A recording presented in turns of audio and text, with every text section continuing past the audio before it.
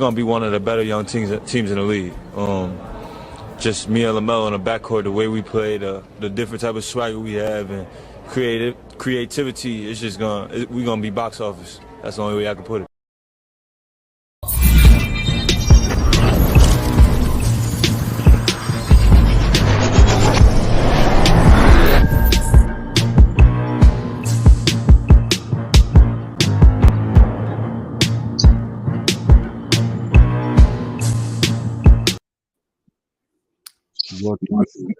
What's good? What's good? What is good? Happy Saturday. New Media Nation United, joined by Coach Joe, the OG. Coach, how you doing? Good morning, DJ. I'm doing wonderful this morning, my brother. Thank you so much for asking. How you doing this morning, my brother? Man, I'm doing great, and this is a good day, a good topic. And the question is, are the Hornets, the Charlotte Hornets, doing everything they can? Are they doing enough to build around LaMelo Ball? That's the question. So, Coach, from the draft to some of the moves that you've seen the Hornets do, what do you think? What are the positives what they're doing, and what are the things they need to work on as an organization? Well, you know what, DJ, that's a great question. And it's a fun question too, because anytime an organization, a professional team, is on the rise, when they're building, when they're the little train that could, I think I can. When they're moving. This is a fun time for people who support them, because ain't nothing like the rise. Mm-hmm. You know, when things are rising and you can see the light at the end of the tunnel, and things are moving in a different direction. It just, in that positive direction, it just feels good. I remember, it brings me back to mind of when the Bulls was on their run. When Michael was coming. How the excitement it brought Chicago. And when Kobe and Shaq came here to LA, it started moving. Because they came here the same year. People, to try to, if they remember correctly, that's that in 1 year, the Lakers brought Shaq, Kobe, and Derek Fisher. 3 huge pieces to their championship puzzle. Okay, Jerry West brought them all together. So, so I look at this Hornets team. I'm excited as all get out, just on the strength that Melo Ball is their number one, and then the fact that they've invited Jello too now to give him an opportunity. Well, I'm DJ, I can stop right there and say, yeah, hey, they doing what they should do. But we're gonna go a little further, because so I'm gonna look at that's a great question you ask, and so I want to look at what they currently have and what else needs to happen, as you said so clearly. I like the Mason Plumlee deal. I heard you say, DJ, on that one particular show, that you thought he should be a backup and he should be the backup. Yeah. I'm wholeheartedly agree with you on that. I like that as well, that idea. So that's one piece that they needed, that they seem to have solved that issue. Okay, so I like that. This young kid, Bolt, right there. What was his name again, DJ? I want to get it right. Boat Knight. Excuse me. Yeah, so that kid, to me, first of all, that kid doing windmills. I mean, in the game, woof, he that kind of athletic. Woo, I didn't realize that. He's a real deal. Yeah, and how tall is he? About 6'5". Woo, okay, so he's 6'5" too. So we got a big backcourt all of a sudden. Although one of them is a kid, so we can't ain't too much of the kids. We can just depend on, but we excited about the kids, nevertheless. So I like that. The Kai Jones situation. I heard a lot about this kid, wondering why he dropped like he did, like a rock. But maybe they got a steal here in this kid. I'm not so high on that situation because of the fact of JB's track record. I mean, we see what he did with the bigs he got last year. He didn't play them hardly at all, and relied on Lurch and Bismarck so much. So I don't know what to look at there. Also, there's still some mugginess. Okay, they drafted the young kid. Does that mean Monk is gone? Well, I want to see when Monk's gonna be gone. Does that mean Devontae Graham is gone? Okay, I want to see it if that's the case. There's some things that they need to still clean up that hasn't happened yet. So I'd like to see them get rid of, move on from Devontae, move on from Monk. I'd like to see them bring in a 3-and-D wing, one of those long wings. I'd like to see that. I'd like to see obviously another center. They obviously need a starting center. So I don't know if that's going to be Miles. I don't know if that's going to be Mo Bamba. I don't know if that's going to be who else they bringing in. But I like what they're doing. I can't say whether or not they're there yet, DJ, because it ain't final yet. The roster ain't final yet, but it looks like they're moving in a direction that looks to be exciting. Great points, OG. Before I read the comments, I will say this about Plumlee. As of now, Plumlee will be the starter. He's a lot better than Lurch, a.k.a. Cody Zeller and Bismack. It's not even close. Facts. It's not even close. He's. I'm assuming they're going to make a move to get a better big man, which they should.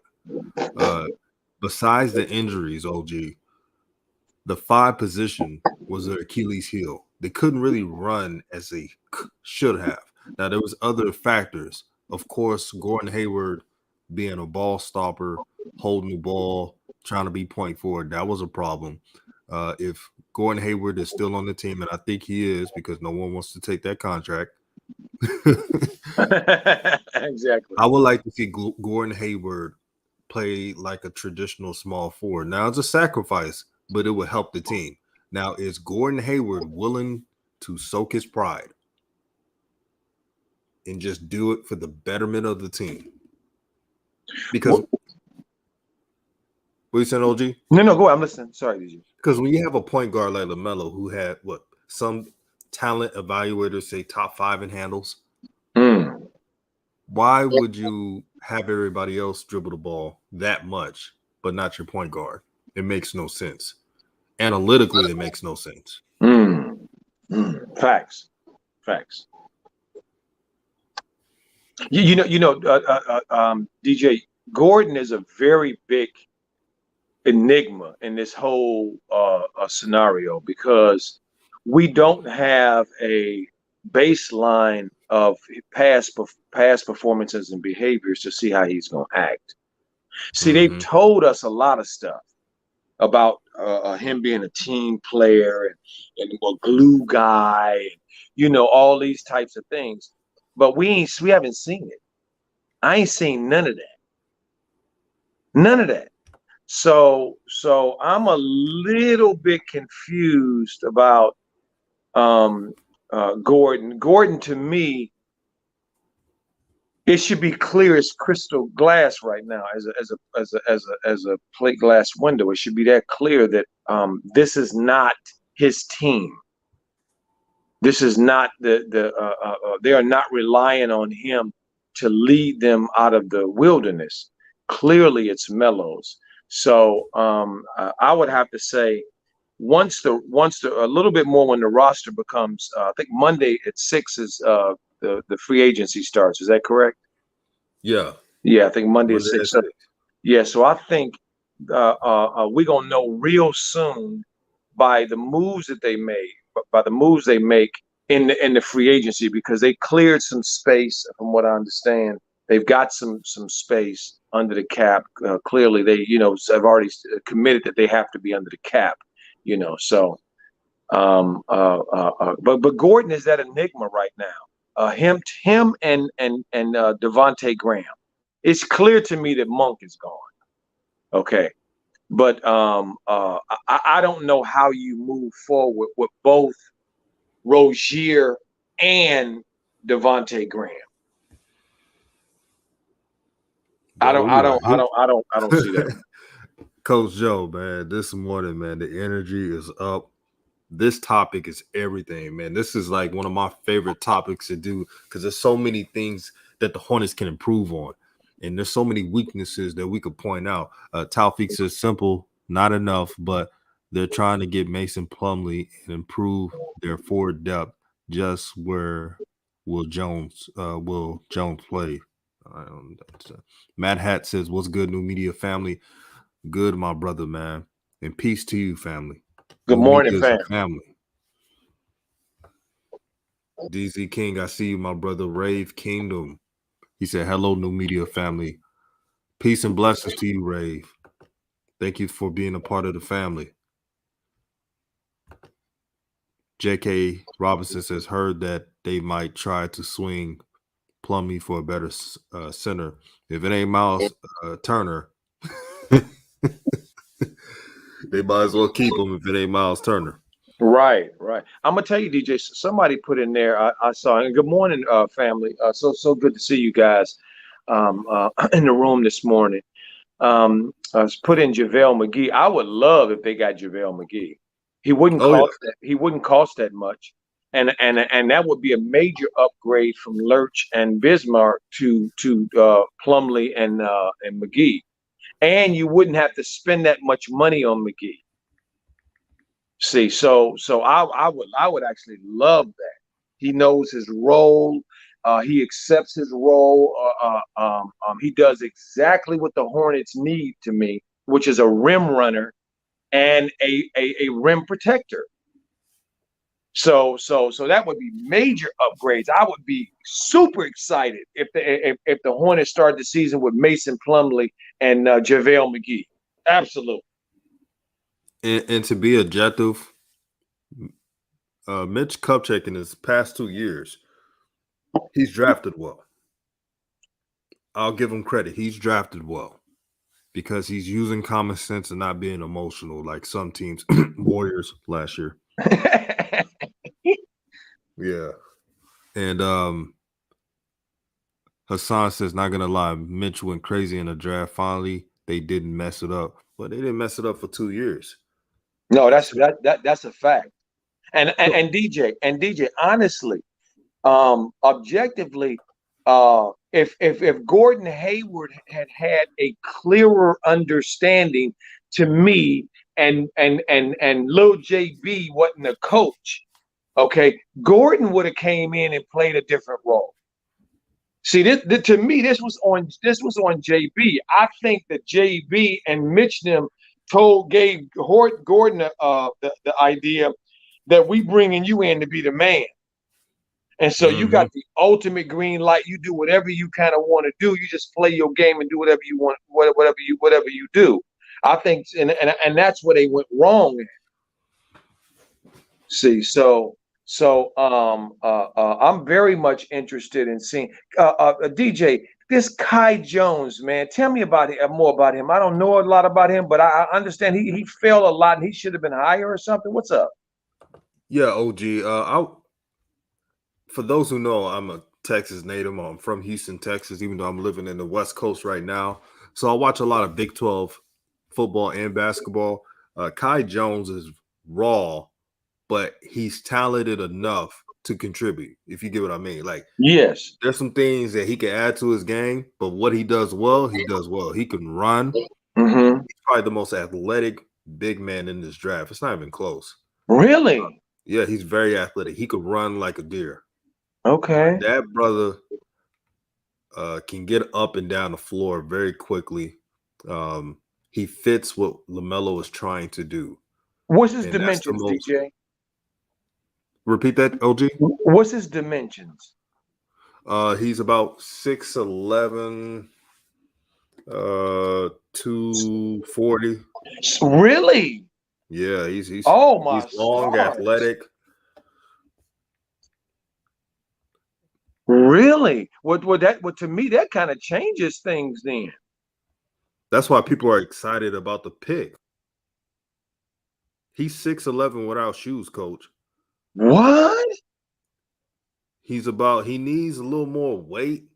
He's about 229, 230, but still. And was he one of those freshmen? Was he a one and done?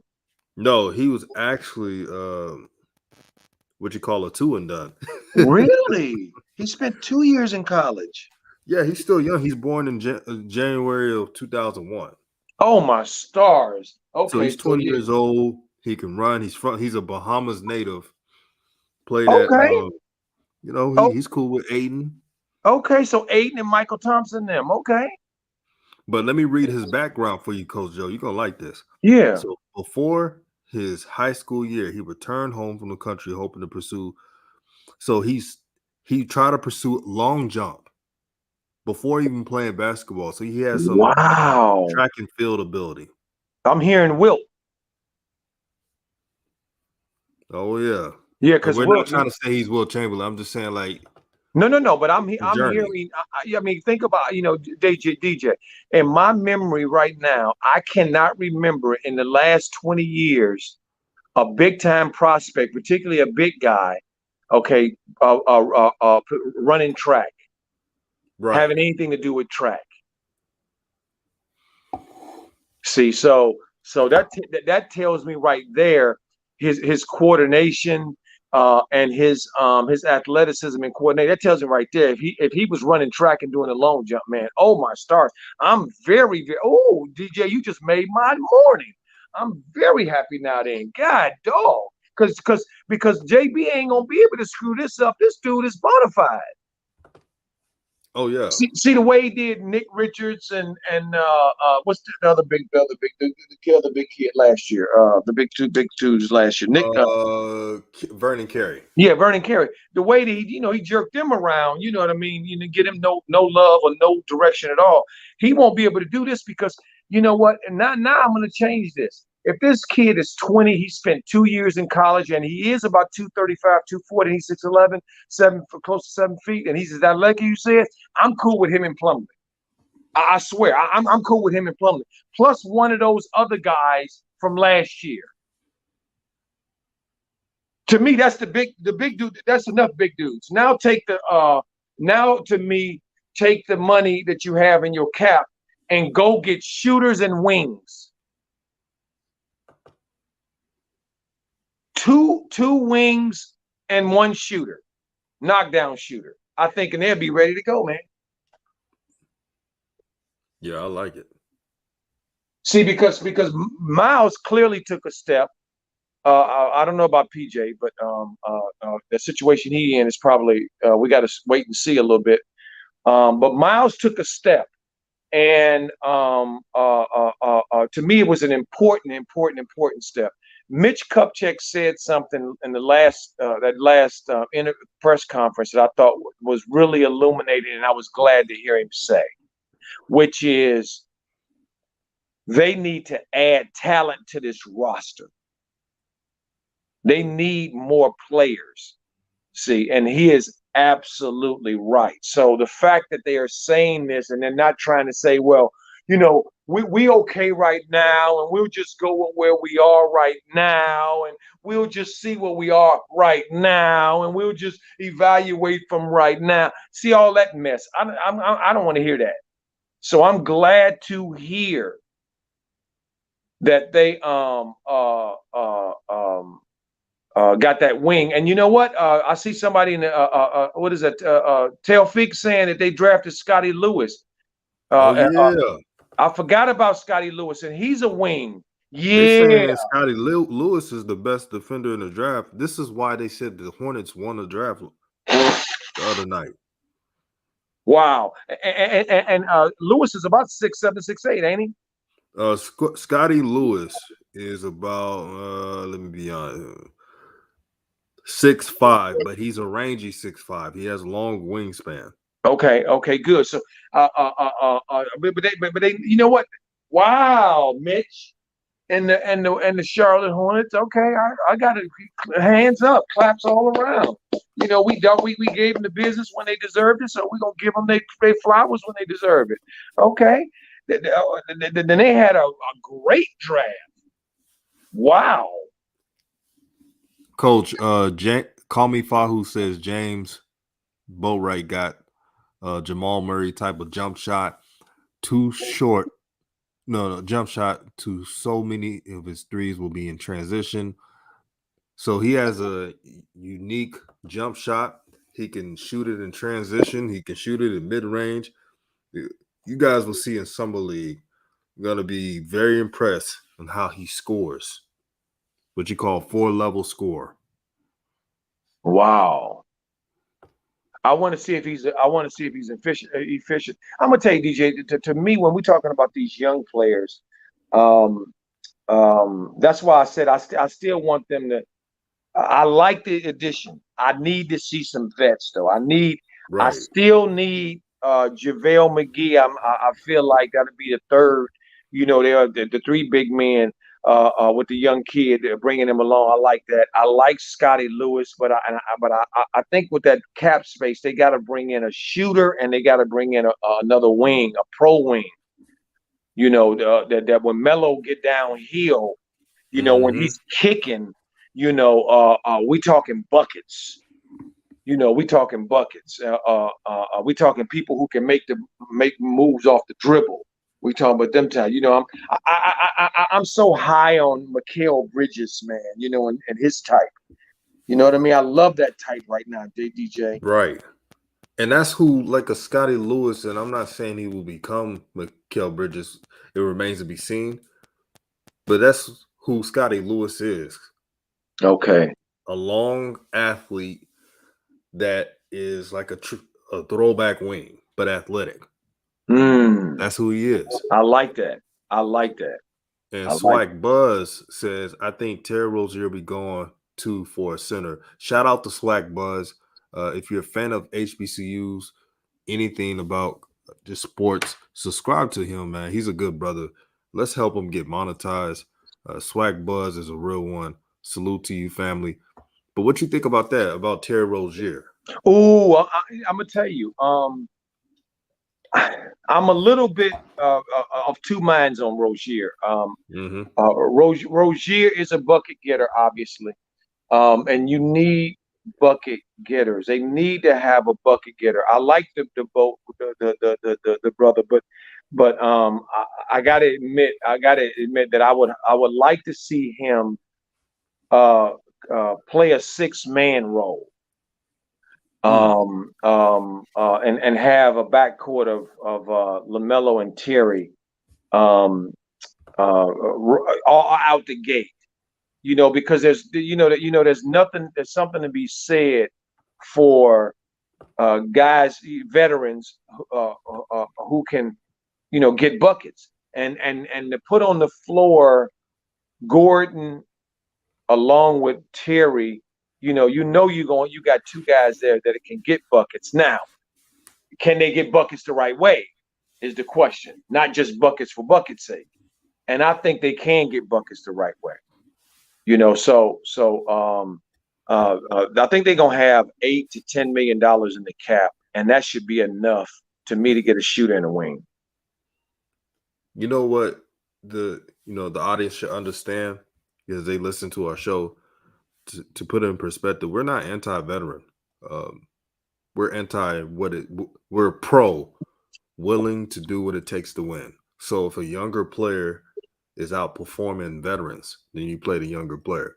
But veterans are important because you got to have someone who's been through the league, preferably somebody who's been through playoffs or even championships. That's why I like that JaVale McGee potential signing. I think that would be JaVale McGee is still athletic.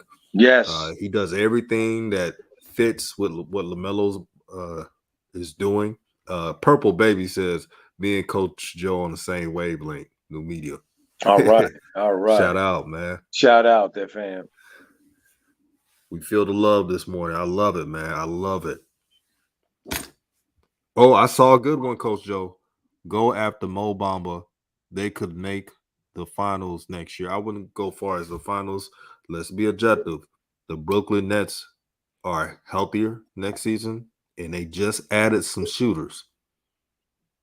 Well, I mean, Ice trading them are coming back, ain't they? Yeah, they coming back Okay, too. all right, And the East is good, man. and they're gonna have a healthy Cam. Cam. Hunter's coming back healthy. So man, no, we can't just pencil folk in. That East is gonna be tough this year. Mm-hmm. Okay, I mean we got the defending champs coming out that we got to talk about, and they were what is it, 3 inches away from not being champions. Right. Okay, so no, I ain't going there. The Hornets got a whole lot of maturation again, family. It's the journey when you got a young team. See, Melo's going to expedite things, obviously. And he has expedited things, obviously, because he's better than a whole lot of folk obviously thought he was going to be. So he mitigates. Melo is the how do I say? He's to me the key to all of it, because we haven't seen yet him with the keys. See, we haven't seen Melo with the keys yet. So to me, once you get the keys, then you got to learn how to play with the keys. See, so to me, this will be the year of Melo playing with the keys. So it's exciting, but it's also exciting for the reason that goes against success, because let's be honest, folks and family, many of us get tired of the same old thing. Many of us don't like teams that go on extended championship runs. We see when LeBron was checking the box every year, how much hatred he would get. Yeah, he got along the way. We sick of him. Can we have somebody else? And I think that's the reason why we had all these phony MVPs along the way, because the people was just tired of LeBron's excellence. So in that case, it cuts against the grain in both ways. So it just depends on with Melo, because Melo raises everybody's level. Everybody's level Melo raises. So that's kind of where I'm kind of looking at that. Man, self-made king. Shout out to you, my brother. Says Kai Jones reminds me of a raw version of Jaren Jackson Jr. Oh my. Ooh. Oh my. Oh, I love Jaren Jackson Jr. if he can stay healthy. Ooh. Nice. His father played in the NBA with the Spurs, right? Jaren Jackson. I think yeah. His father played with the Clippers too. Jaren played at Georgetown. Jaren Jackson, absolutely. Played about I think he played 8 or 10 years in the league. Yeah. Mm-hmm. Yeah.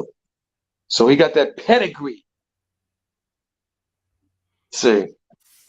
Man, did you, Coach Joe, when I watched that press conference, these two rookies, Kai Jones and Boltzmann, are very confident. Kai Jones was always the first one speaking. That's how confident he was. They both talked about wanting to be the rookie of the year.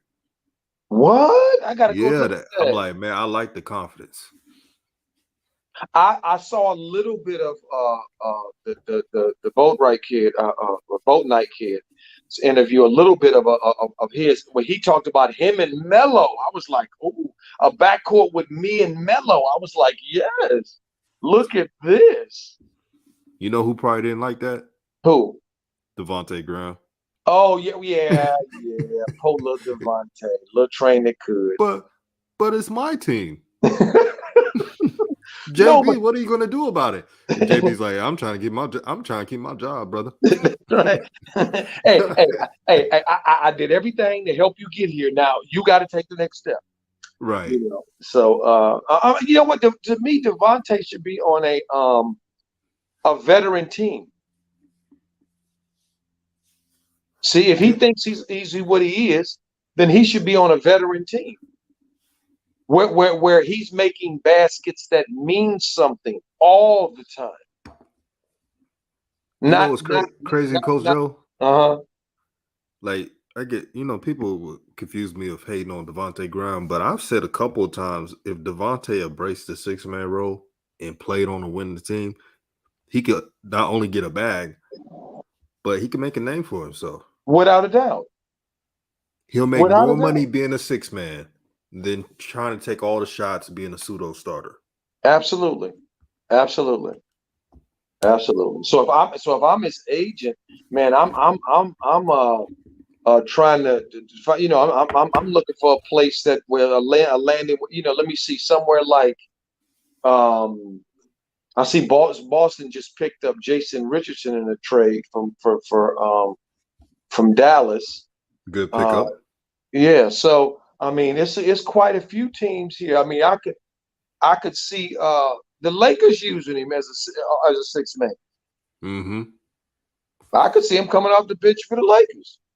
And y'all know how much I love my Lakers, but because he would have a clear role on that team.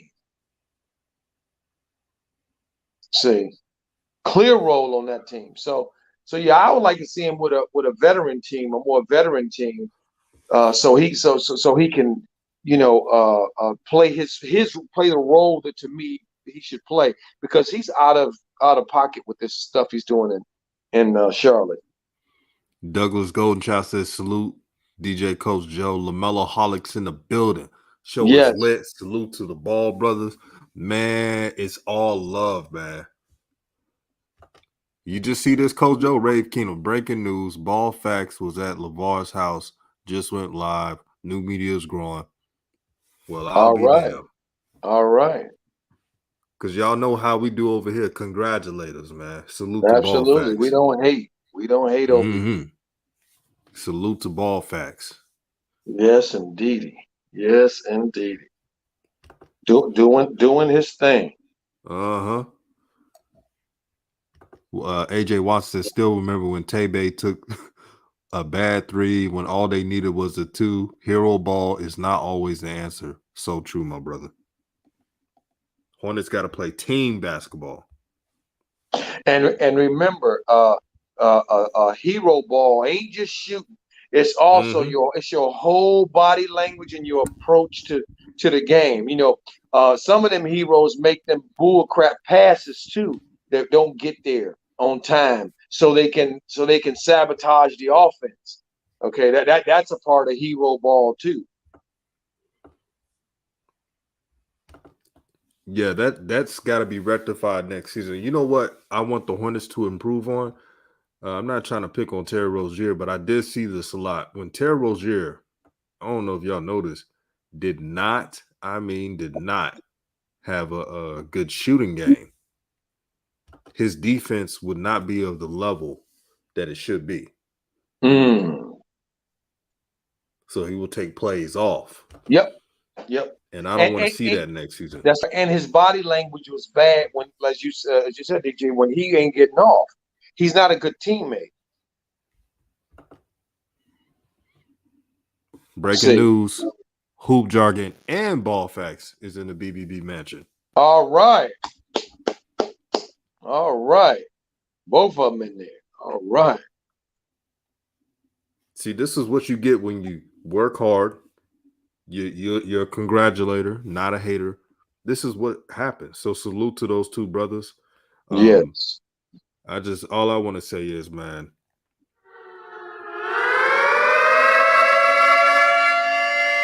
the sirens are out today, man. Yes. Yeah, that's good stuff. Yes, Swag Buzz, Hoop Jargon's in LeVar's house, chopping it up. Good. Congratulations to the brothers. All the success in the world, doing what they want to do in their heart, And to answer Taufik, I got no problem with anybody. Everything I do, when it's something that's quote unquote personal, is never broadcasted. This is how I was raised. So I don't broadcast personal stuff with other people. This is new media. We're a positive channel. We're about uplifting brothers and sisters, doing for self. This is all in the Most High's journey. Facts. Now, what we haven't talked about yet, DJ, is how Jello would fit. Uh-oh. So can Jello be that knockdown 3-point shooter that the Hornets need? To me, and I'm saying yes. I think Jello can be that knockdown shooter. See, and I don't have any reservations at all in saying that Jello is a shooter, and shooters shoot, and Jello ain't never been afraid to shoot. Mm-hmm. And I'm standing on he would not in no way be succumb to the pressure of the NBA and not be a shooter there.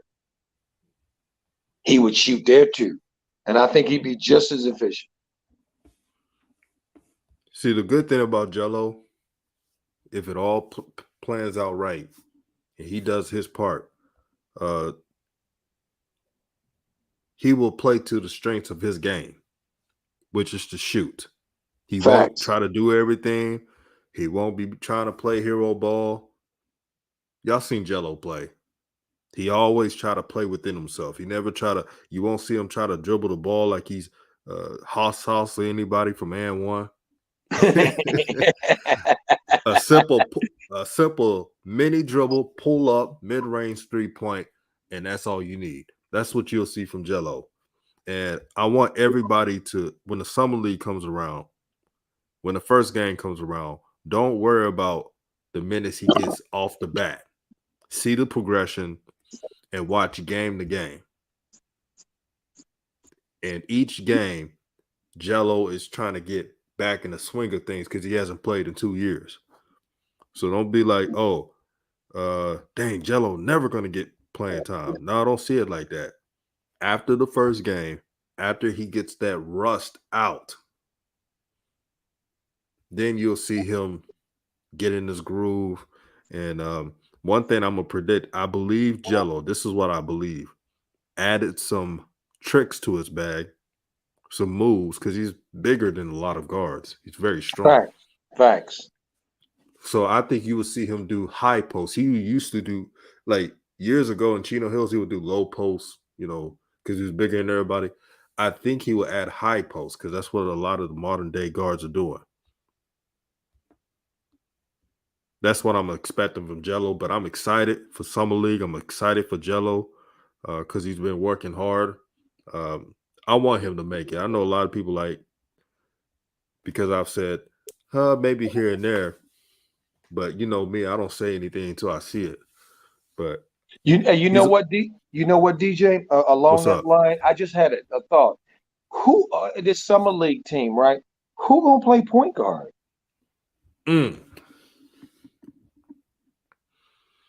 That's a good question. Oh, wait. Grant Riller. Okay. They drafted him last year. He'll play point guard. Okay, so Grant. That was a good question, though. Yeah, because I was thinking of a thought that popped into my head real quick, DJ, was Boat Night and Jello in the backcourt. Mm-hmm. Hey, you can do but I don't know but I don't know if that kid played point guard in college at all.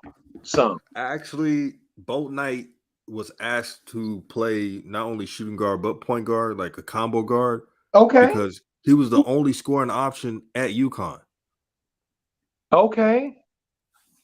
So you will see some lineups like that. Okay. So we could see a lineup of Boat Night, Jello at the 1 and the 2. We could see Scotty at the 3. Mm-hmm. We could see Kai Jones at the center, and McDaniels at the 4. See, we forgot about McDaniels. Ooh. Oh yeah, we did forget about McDaniels. That's nasty for some league. Forgot about McDaniels on that squad. Okay. Ooh, we forgot about McDaniels on that squad. with him picking up a little weight, him getting getting a little better. Because I really liked the way he played the second half of the season. He played very confident. He played without the ball. He moved. It seemed like he got the memo from his twin down in Minnesota and told him, look, dude, stop trying to look for the ball. Stop trying to be an option. Okay? This is not what this is. Okay? We need to be those glue guys. We need to be those guys, those hustle guys. Those guys get those 50-50 balls. Those guys that tip the ball out and get the extra possession. We need to be those guys, the guys that run the floor. And he became that the second half. And so wait a minute, let's hold up. Because McDaniels is 6'10", 6'11", right? McDaniel, yeah, he's up there. And he got a lot of potential, man. He's oozing with potential. I mean, look at what his brother did. You could tell he got a lot of potential. His brother started the whole year almost. Down there in Minnesota. He played a lot. Oh, shout out to Professor Gumbo from New Orleans. Says Grant Riller. And we just picked up DJ Carlton. You know, DJ Carlton from Marquette. Used to play at Ohio State. Just signed an exhibit 10-year deal. Yeah, that's some good depth for point guard for the Summer League. I like it. Okay. I like the moves. Okay. Okay, Man, good. Mitch ain't playing around. Good. Mitch said we need to bring talent in, and he bringing talent in, huh? We just need MJ just to sign off the check. We don't need him to make any Gordon Hayward signings because that wasn't a Mitch Kupchak move. Right. Letting y'all know about that immediately. Yeah. I mean, I'm gonna tell you something. Look, DJ, when I think about the roster, the only knockdown shooter right now on that roster is Jello. That is true. So unless they go get one like a Joe Harris or Duncan Robinson or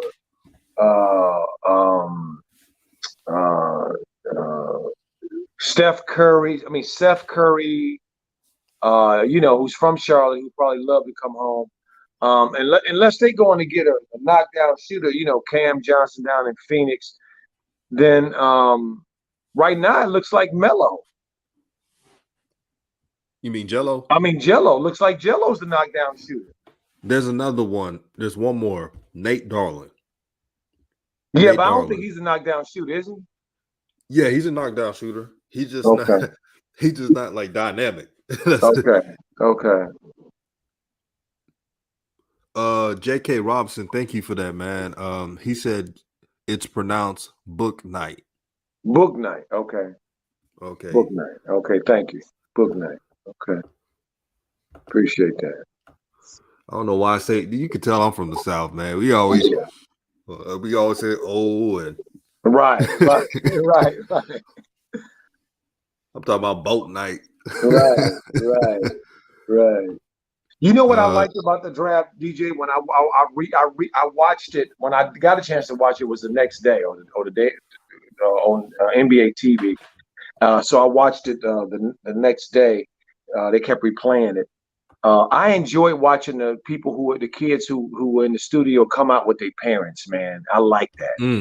I love it. That was beautiful to watch. I love that. And their support system. I love that. And how about Melo getting that kid, Josh, that Giddy kid drafted? Yeah, shout out for LaMelo Ball for that. Yes, getting that kid drafted, that Giddy kid drafted to over there, all because of Melo. Hey, Coach Joe, before they go in and say, oh, LaMelo's not responsible for that, Josh Giddy went on a press conference and thanked LaMelo Ball for bringing exposure to the NBL. He also thanked RJ Hampton too. He got to shout out him too because he's in the NBL. Okay. But he gave those brothers props, and that helped him to get his name out. So shout out to Josh Giddy for just paying respect, man. Yeah, I didn't hear that, but I'm certainly happy to hear that. I saw an interview with that young man when they were still in their season. Right. Excuse me, their season, and he was very complimentary of LaMelo. And he also said when they tried to compare him to Melo, he's like, "No, I'm not. I wouldn't say I'm Melo yet."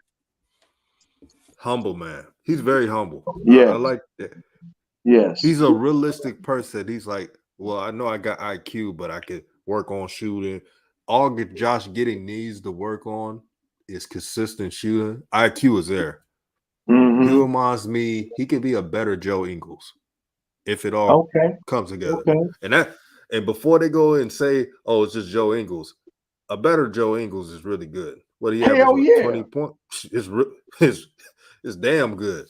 Heck yeah. Upgrade, a 2.0 Ingles is good. Are you kidding me? Please. Michael says, book night is nice. Maybe this pick was a sign that the Hornets are ready to have a fresh backcourt to invest in long term. Yeah, maybe it is a sign. I think it is. Here's the blessing that the Hornets are in right now. With the right draft picks, good free agent, solid deals like Plumlee and stuff that's cost efficient, you can right the wrongs of their bad contracts. Facts. This is a golden opportunity. This is why I say logic over emotion. The NBA is a business. I repeat, the NBA is a business. Just like they cut a player who's doing all the right things for their organization, not getting in trouble, always in practice, it's a business. Mm-hmm. So it's the same way. Yep. So next season, I would hope the Hornets have less ball stoppers and more team players. That's all I ask for. Structure. Well, I mean, we certainly saw those of us who followed closely. Little JB certainly did a 360 turnaround, didn't he, DJ? Oh yeah, he did.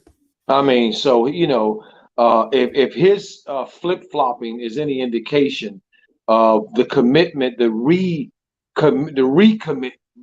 to Melo, then then I don't see nothing because I see that.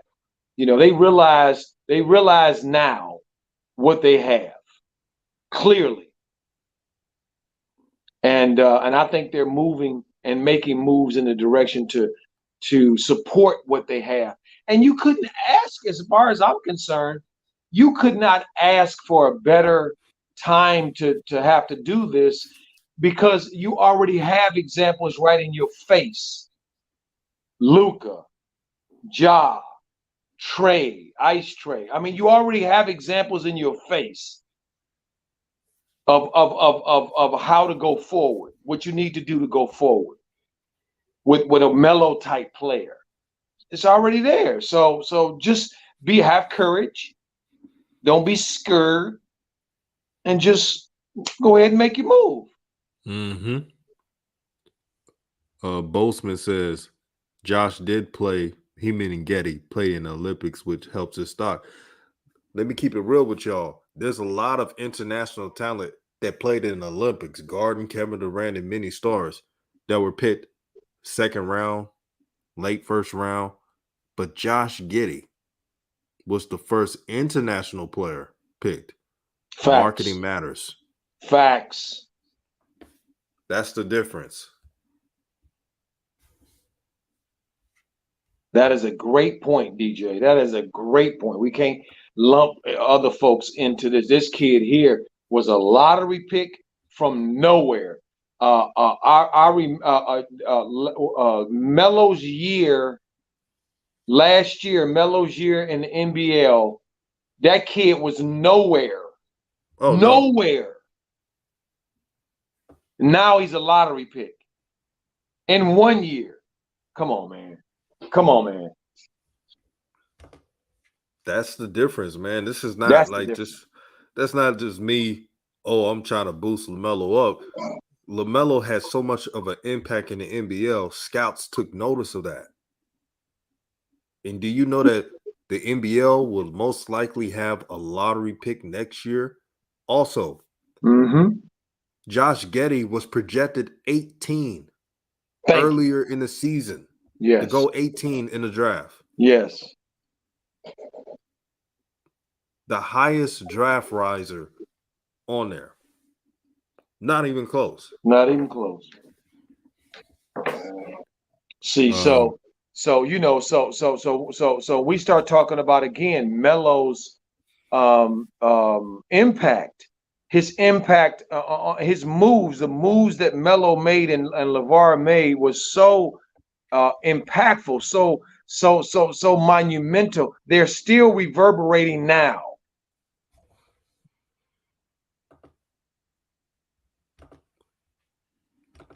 Coach Joe, guess who's on the chat? Athletic. He said this is Athletic. Peace and love, Kings. Man, peace and blessings to you, Athletic, man. That was a joy to have you on the show. Yes, indeed. How you doing, Athletic? Blessings, my brother.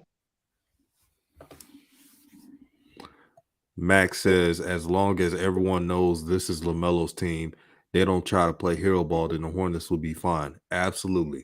It's really that simple. Yep. See, this is what the keys give you. The keys give the team identity. Yep. Facts. We got Taufik in the building. What's good, Taufik? What's good, DJ? What's good? You know what's funny? In the draft night, they compared freaking Cade to Luka Doncic, but then they compared Michael Jackson Jr., aka Jaylen Green, to LaMelo because they didn't go to college. Like, any thoughts on that? Because they didn't fund their college system, if you can say. Taufik, good morning, young G. How you doing? I'm doing good. I'm doing good, OG. What's up? All right. Yeah, I'm just saying, like, any thoughts on LaMelo and Jaylen Green being compared together because of they didn't fund the college system by going to college, and Kate Cunningham being compared to Luca and Chris Middleton? Let me answer this first. We all know the scouts sometimes like to have lazy comparisons. Jaylen Green is a pure what you call a shooting guard. He doesn't have a point guard game. He doesn't even have a combo guard game. Jaylen Green is like a modern day Eddie Jones, which is not a bad comparison because Eddie Jones was a 2-star All-Star. Facts. Now for Cade Cunningham. I won't say Luka because Luka is more fluid than Cade Cunningham, skill-wise. Cade is what you call if Ben Simmons could shoot. Why would you say that? No, because they move kind of the same.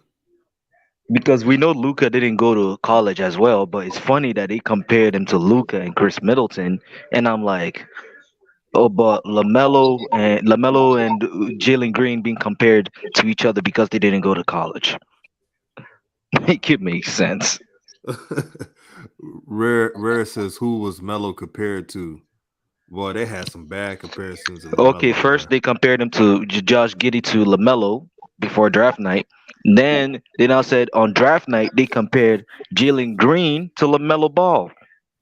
Which to me, I'm just looking like, what the heck is going on here? What you think, OG? You know, to me, DJ, you said it earlier, and hit it right on the head, my brother. You said they have lazy comparisons. They do. They don't. You know, they look for low hanging fruit. You know what I mean? This stuff is, you know, it's just television.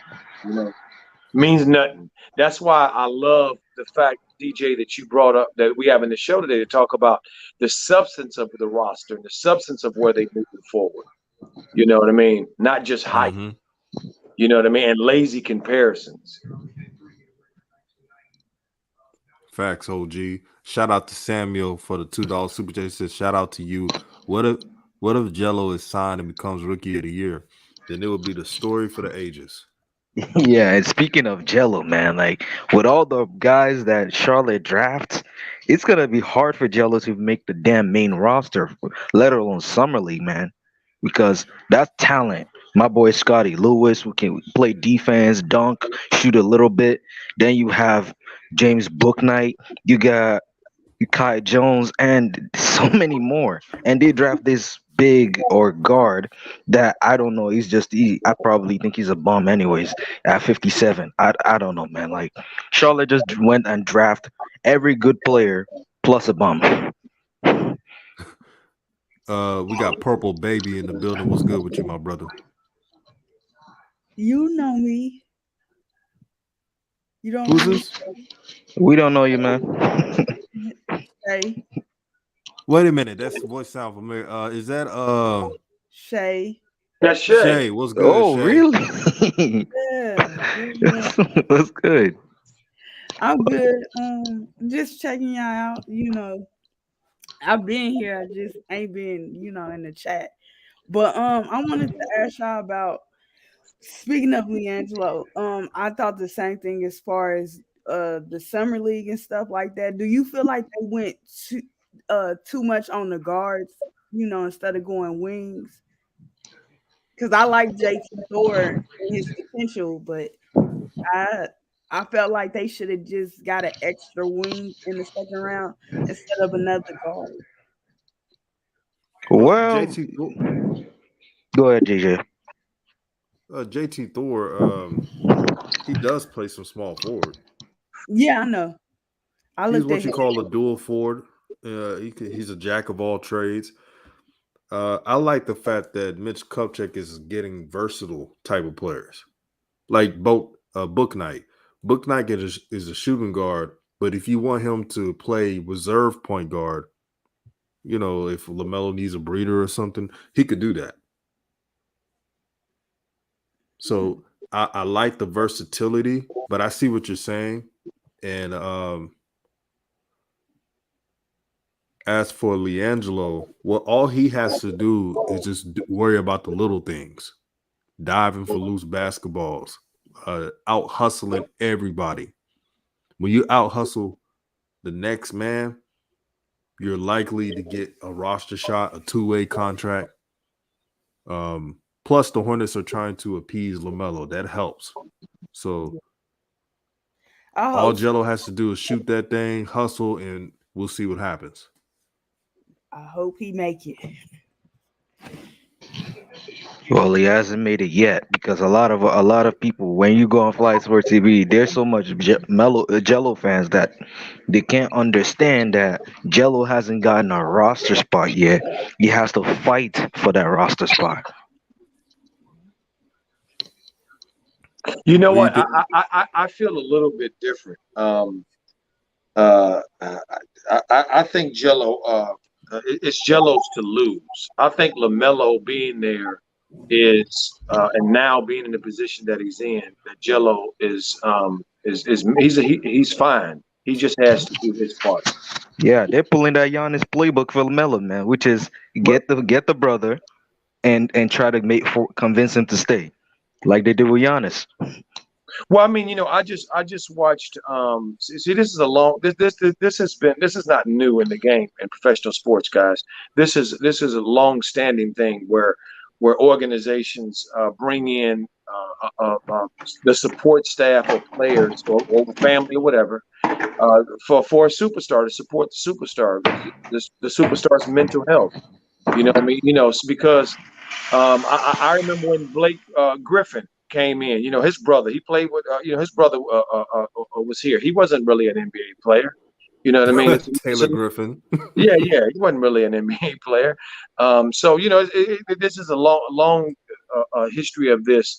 I mean, we just watched it with Charlotte. They had them two twins on there. Did anybody think them two dudes are NBA top level dudes? No. And one of them didn't hardly play at all. And one of them didn't even get drafted.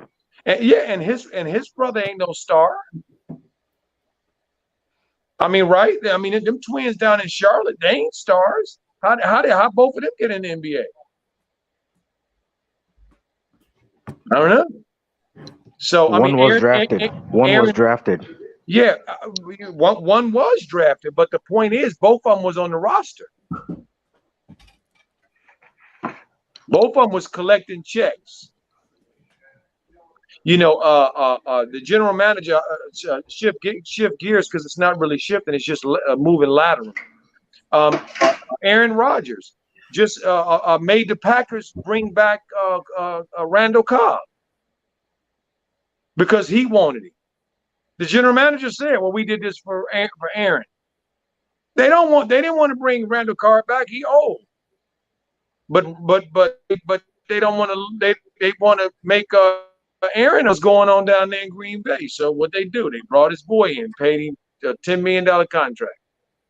The general manager said straight out they didn't want him. They just did that for Aaron. So this ain't new. So I feel very good about Jello's position right now. I just think he got to just knock down shots. He knocked down shots, he gonna be on that roster, and he gonna get playing. Shout out to Dex, man. A day one brother, a good brother, man. Shout out to you. He be on this channel, Flight. Dex be on that Jello Lonzo to Charlotte stuff, man. Like he's one of them. No, he's a good brother, man. Thank you for the $5 super chat. New media, let him know. There is hope, and I'll say it like this, Talfi. I give it a 15% chance Lonzo goes to the Hornets. But the Ball family, they kind of do things different. You never know what to expect. So that is the one hope. That's why I see people thinking that can happen. Right now, it looks like the Bulls are pursuing Lonzo. They really want Lonzo. The Bulls been wanting Lonzo from the day he was drafted, so it's obvious. They finally have a chance to get him. Actually, they could have got him, but David Griffin wanted to be petty and wanted to ask for too much. And the Bulls was like, no, we just going to worry about the offseason. He was going to get traded to the Bulls in midseason, but they reneged because they were asking for not only Larry Marketing, but a couple of draft picks. Now, this is the same Pelican organization. Yeah, that too. This is the same Pelican organization, bro, that didn't value Lonzo. Now they're asking for all these picks. See, this is why you don't go around the media belittling talent. Facts. Talk about he's a role player. Lonzo's trash. Say that. Yeah, you don't go out and say that. Well, you know what, DJ, you do when you really don't care about the product.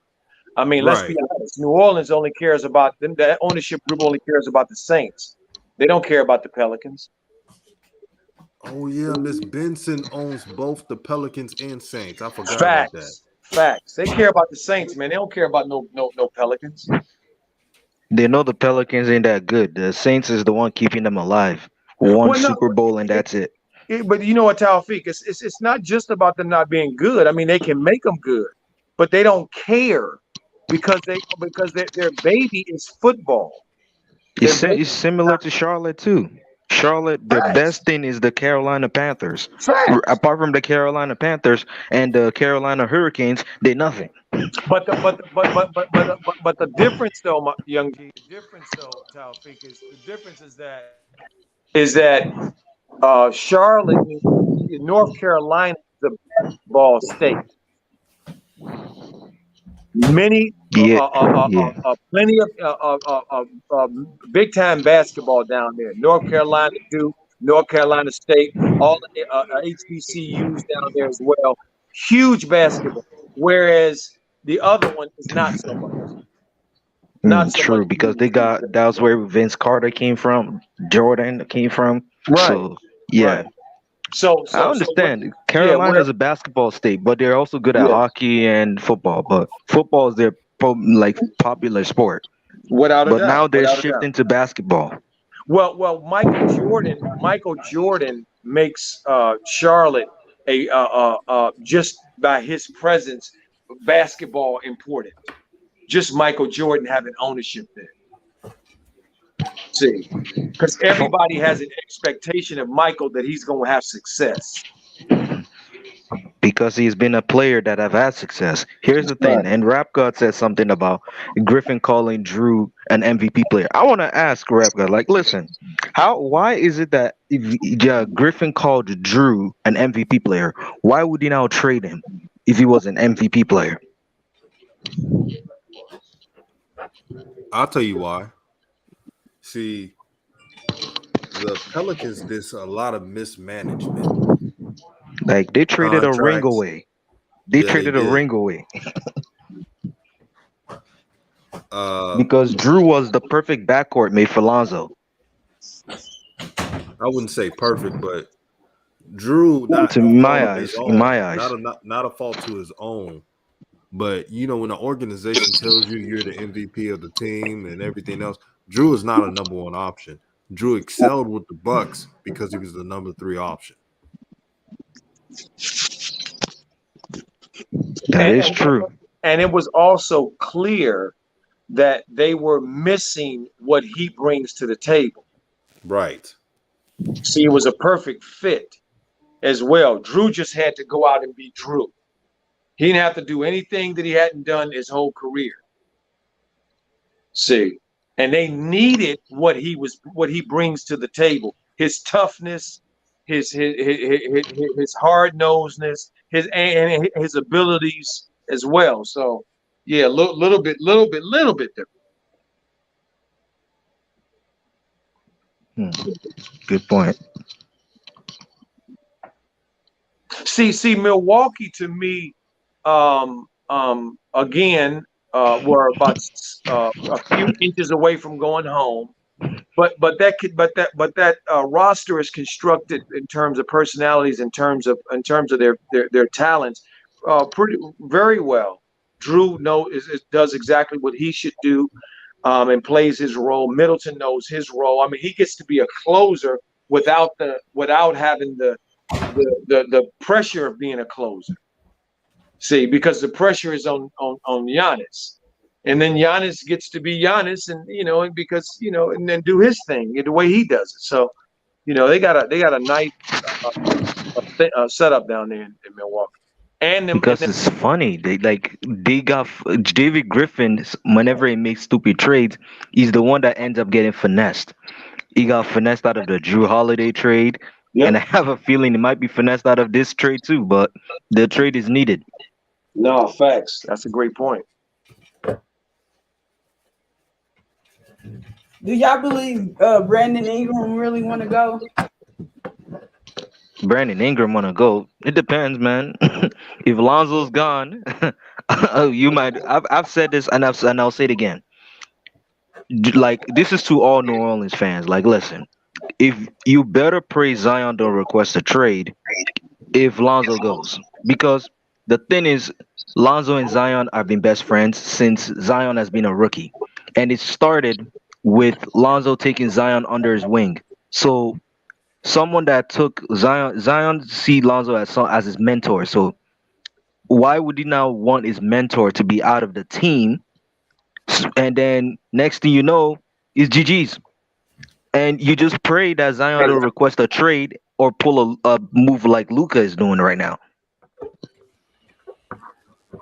What up? I got the Pope in the building. What's good? Oh, what's good? What's good, gentlemen? What's How good, y'all Pope? feeling? Good. Well, it's 100%. Hey, shout out to you, DJ, None Media. Shout out to the people in the panel in the chat. Flight Sports TV. Shout outs to you, my guy. You know what I Right mean? on. Thanks for putting me on. I just started me a YouTube channel called The Pope Be Frank. Go check it out. I got some interesting videos and topics over there we're talking about. But I just got into your channel right now on the live, so I'm trying to get up to speed on what y'all was saying. Yeah, and salute to you, brother. Make sure for those who listen, subscribe to his channel. We're talking about, are the Hornets doing everything they need to do to build around LaMelo Ball? And we're on the subject of Lonzo. So we're talking about the Lonzo situation in New Orleans and how it might affect Zion. Because we don't want another Bradley Beal situation. Y'all talking about things that I like to talk about. That's what I'm talking about. Yeah. Okay, so are the Hornets doing the right thing to build around LaMelo Ball? So far, so good, man. I'm very excited with all of the moves that they made. They're making a lot of moves that I was saying that they needed to make, especially in order to require Lonzo Ball. Mm-hmm. For that to happen, they are in place to do such thing. And the draft told me a lot. That Mason Plumlee trade told me a lot. Mitch Kupchak coming out and saying he has $20 million to sign a free agent, which in this free agency class, if you look around, ain't nobody that fit with LaMelo Ball in that free agency except for Lonzo. That's it. That's worth $20 million. So if you But they put, might need to let a pick go. I mean, it doesn't matter what you got to let go. Like Mitch Kupchak, I'm going off the GM. All He right. said they got $20 million. To get Lonzo, they need to spare up some like 60 million at least. So that means Okay, Graham gotta go, Monk gotta go, and okay, somebody gotta go. okay. That's fine. I mean, you say that like that's hard to do. Okay, poof, No, be I'm gone. not saying it like it's hard to do. I'm saying that Poof, that's be what they gone. need to do. Well, guess what? Then that's what they would do, sir. Whatever they need to do. If he came out and told you that I have $20 million to pay a free agent, a marquee free agent? He ain't just talking about for 1 year. You're not gonna sign a free agent and give him. We only got $20 million just for this year, but next year we don't know. No, man. They also obviously got $20 million to pay them for multiple years. That's common Okay. sense. And then on the flip side of that is when you come out and say that, it's easy to see that there's nobody in this free agency that's worth $20 million that will fit with that team except for Lonzo Ball. So it's in the writing for you. It's all there for you to see. You know what I'm saying? And the moves they made tells me so. We'll see. We'll see in August 2nd. We'll see starting August 2nd, Pope. We'll see. That the Pelicans, they gonna probably most likely for surely won't Terry Rozier. And that's no problem because and I love Terry Rozier. He's a dog, he's a player, he's all of that, man. That's why that'd be good for New Orleans Pelicans to get him on the strength that they don't lose Lonzo for nothing. And it's not Devontae Grahams or somebody, because you're not gonna find too many Terry Roziers around the league. Any thoughts about the Pelicans wanting Lowry though? Instead? Well, that to me that's kind of far fetched because Kyle Lowry, I believe, is a winner and wants to be with a winning organization. People think he just wants the bag. I mean, he's gonna get his money because he is a valuable piece. He's worth money. He's a veteran. He's a champion. He works hard. He does all the right things. He's good off the court, on the court. He's a leader. So he can go into a lot of organizations and talk that talk and say, I want the money. It's not just the Pelicans. So Pelicans and him with his mystique, that's far fetched. I just don't.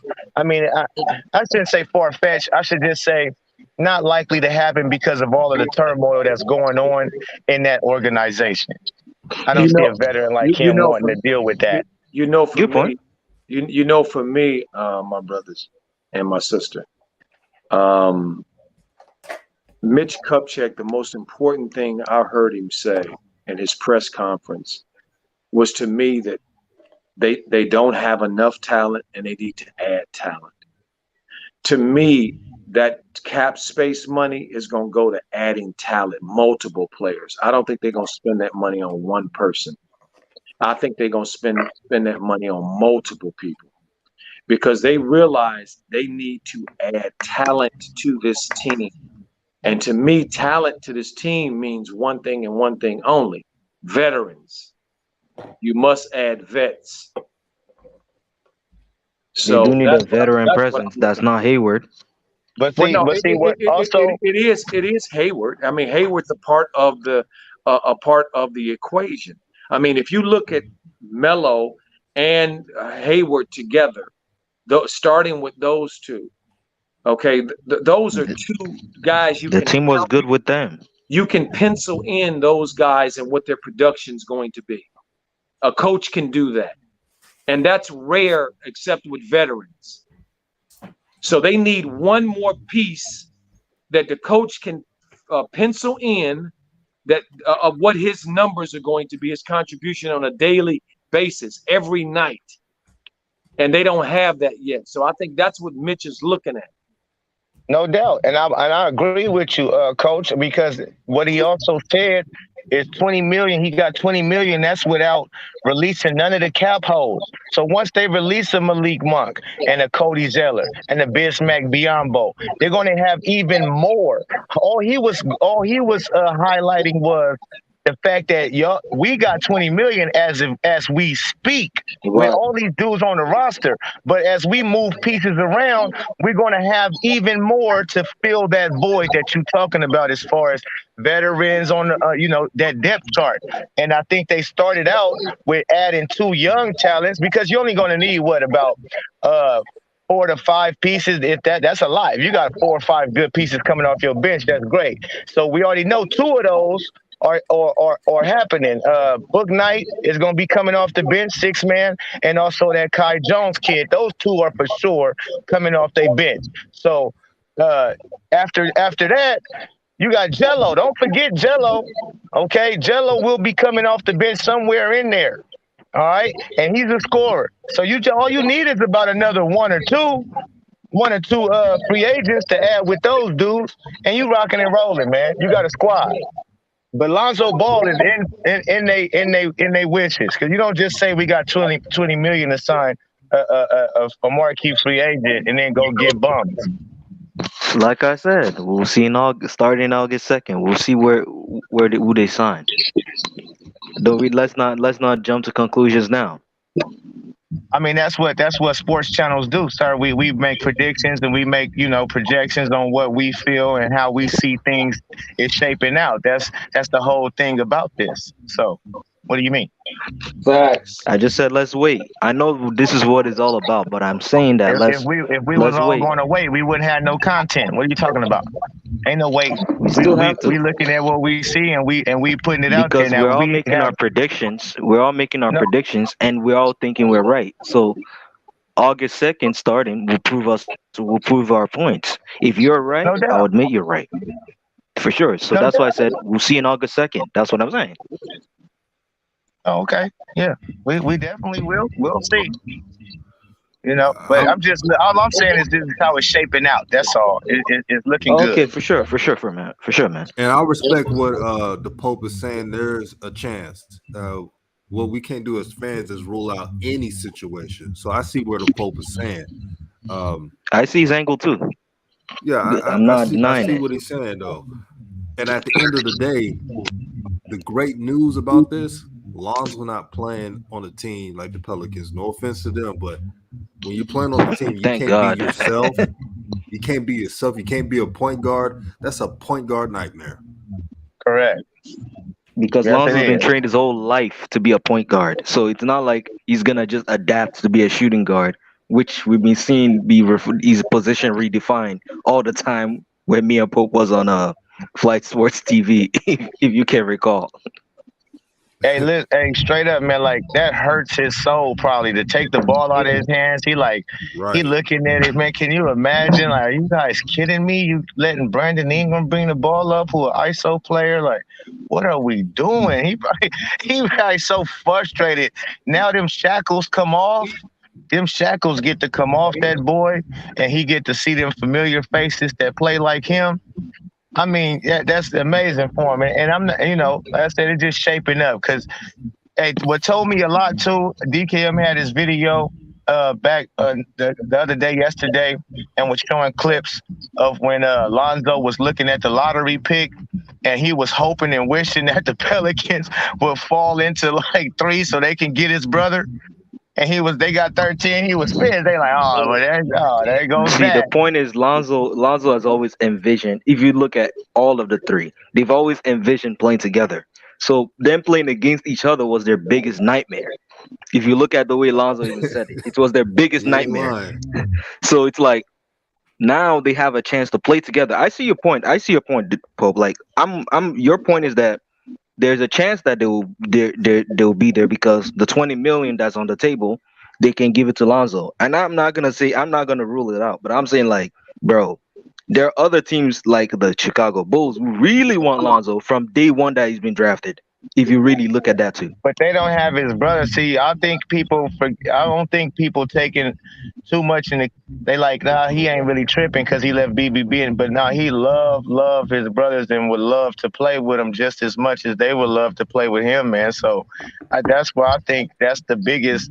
When you got a player like that, that's the attraction. So the Bulls don't have LaMelo Ball. They got good pieces, but that's not LaMelo Ball and LiAngelo. Like, that's both his brothers are over there as we speak.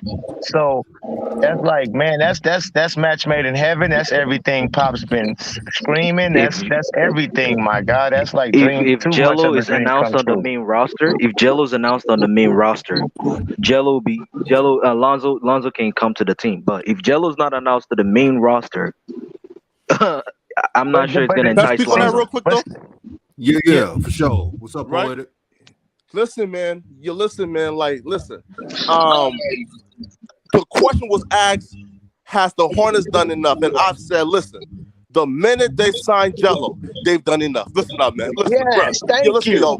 Yo, they done signed a 6'7" Klay Thompson with a post game and a 44-inch vertical. Listen, but the Hornets have done enough. But, bro, don't fuck this shit up, yo. Don't I mess said this shit not up. enough because they Tell him haven't got about all it, Nate. three. I mean, They tell haven't him got about it. they haven't got the package deal yet, man. Hey, Until they look, get the look. package Hey, deal. this is what I said this too. Speaking on what my guy just said, I'm sorry I can't see your name, man, but you just spoke some facts. Because I tried to tell people they didn't bring Jello in just because of Melo. Like, if Jello did what he had to do in the scrimmages and the workouts, for them to say, you stay here, don't go to that Drew League. We don't want you to go over Speak there. it. We've seen enough. You killing in the scrimmages. We don't even Woo! want you to go over there and risk it. Because if he was looking poop in the scrimmages, they would have said, yeah, Mo, you need to go into the Drew League. Let's see how you look against game Woo! competition, and we'll come back to you coming back for the summer league tryout or something.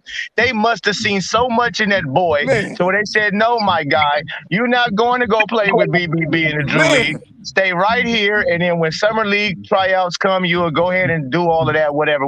But you stay You right here. spitting that good shit. Oh, man, you spitting that good stuff, my brother. You And spitting. so when they did that, my guy, so that means Jello did what he had to do, and now they like, shit, look at what we got.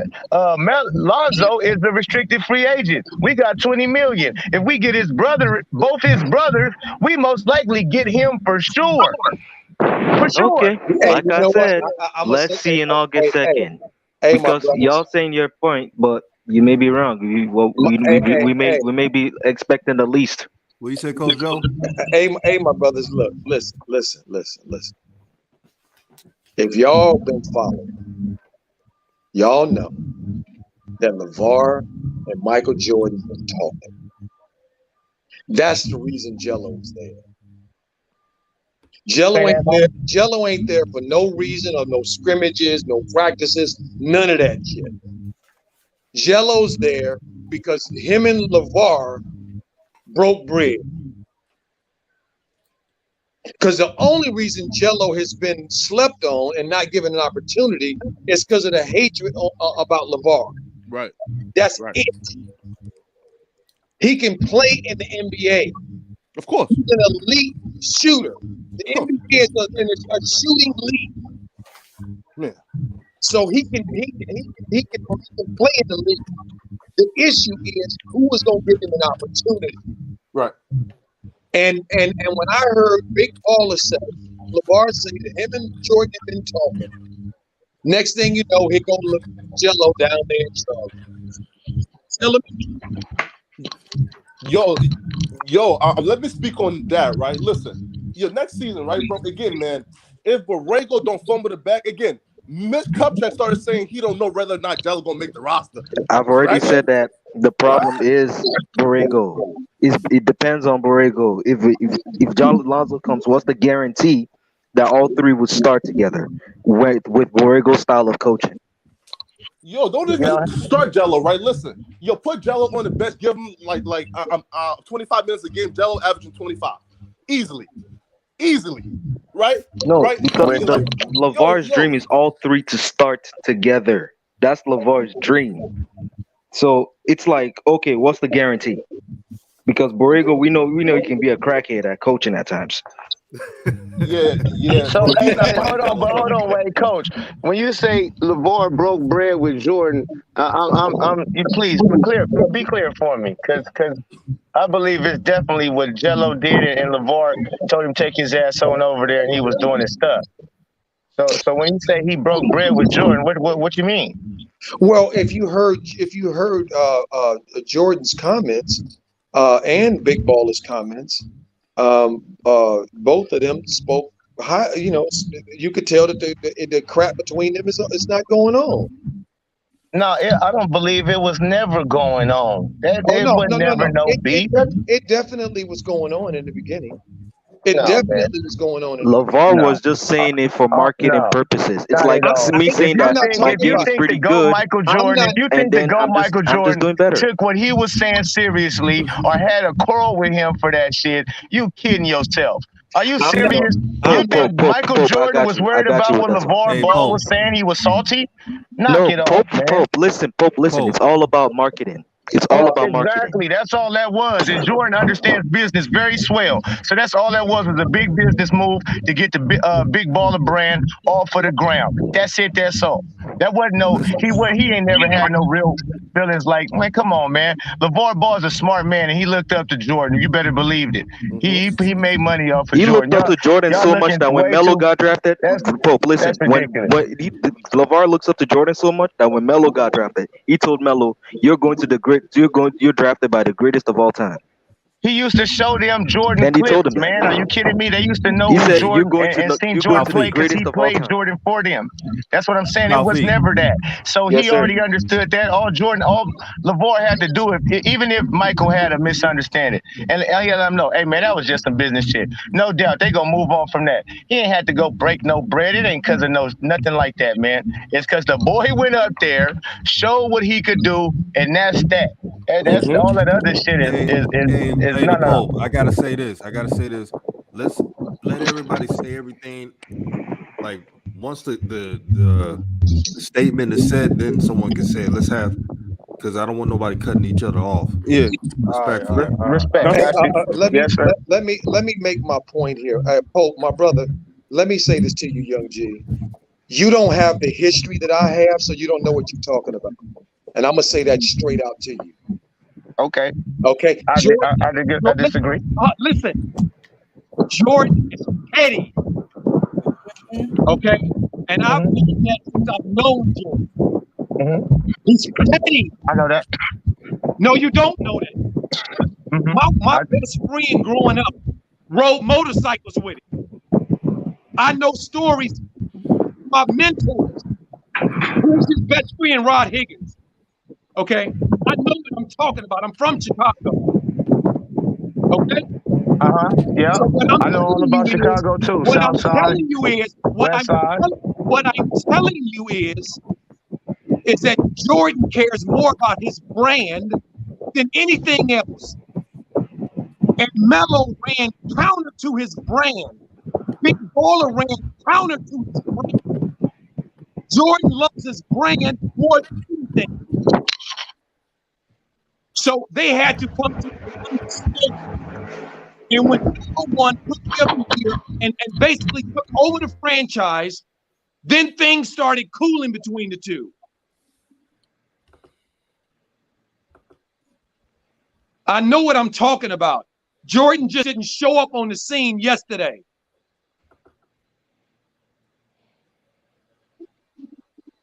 And I pass. Right. So let me say this though, right? Listen, so I definitely think, right, they had a conversation, right? But after they watched Jello play, right, they said, bro, yo, this kid's talent is like undeniable for him. Like, yo, there's no other player in the NBA like Jello. Fam, dude got a 44-inch vertical. Oh, bro, he's posting up centers at 6'6", right, with a deadly three-point range. Right? So Jello, to me, like he's a generational talent, right? Right, but what you guys, what you guys are speaking from a position though, as if nobody knew this before. The people in the NBA knew Jello's talent. They were blackballing him because of LeVar. I understand that. what I'm trying to say is, and no disrespect to what your point of view, Coach Jordan. And Chicago, I'm very affiliated with Chicago since forever, since a little kid. And I'm 39 years old. I'm not no young pup. So I watched Jordan. I watched Jordan's damn near whole career. So that was who I watched. And yeah, he is petty, all of that type of shit. But when it comes, you talking about him being a direct threat to his brand, I disagree. Jordan Brand never take a hit, man. Jordan Brand is here to stay forever. And especially all it did was made LeVar Ball more famous. It didn't take a hit to Jordan. And no hit to Jordan. His shoes still selling out as soon as they come out. It was nothing. He can't come close to touching Jordan.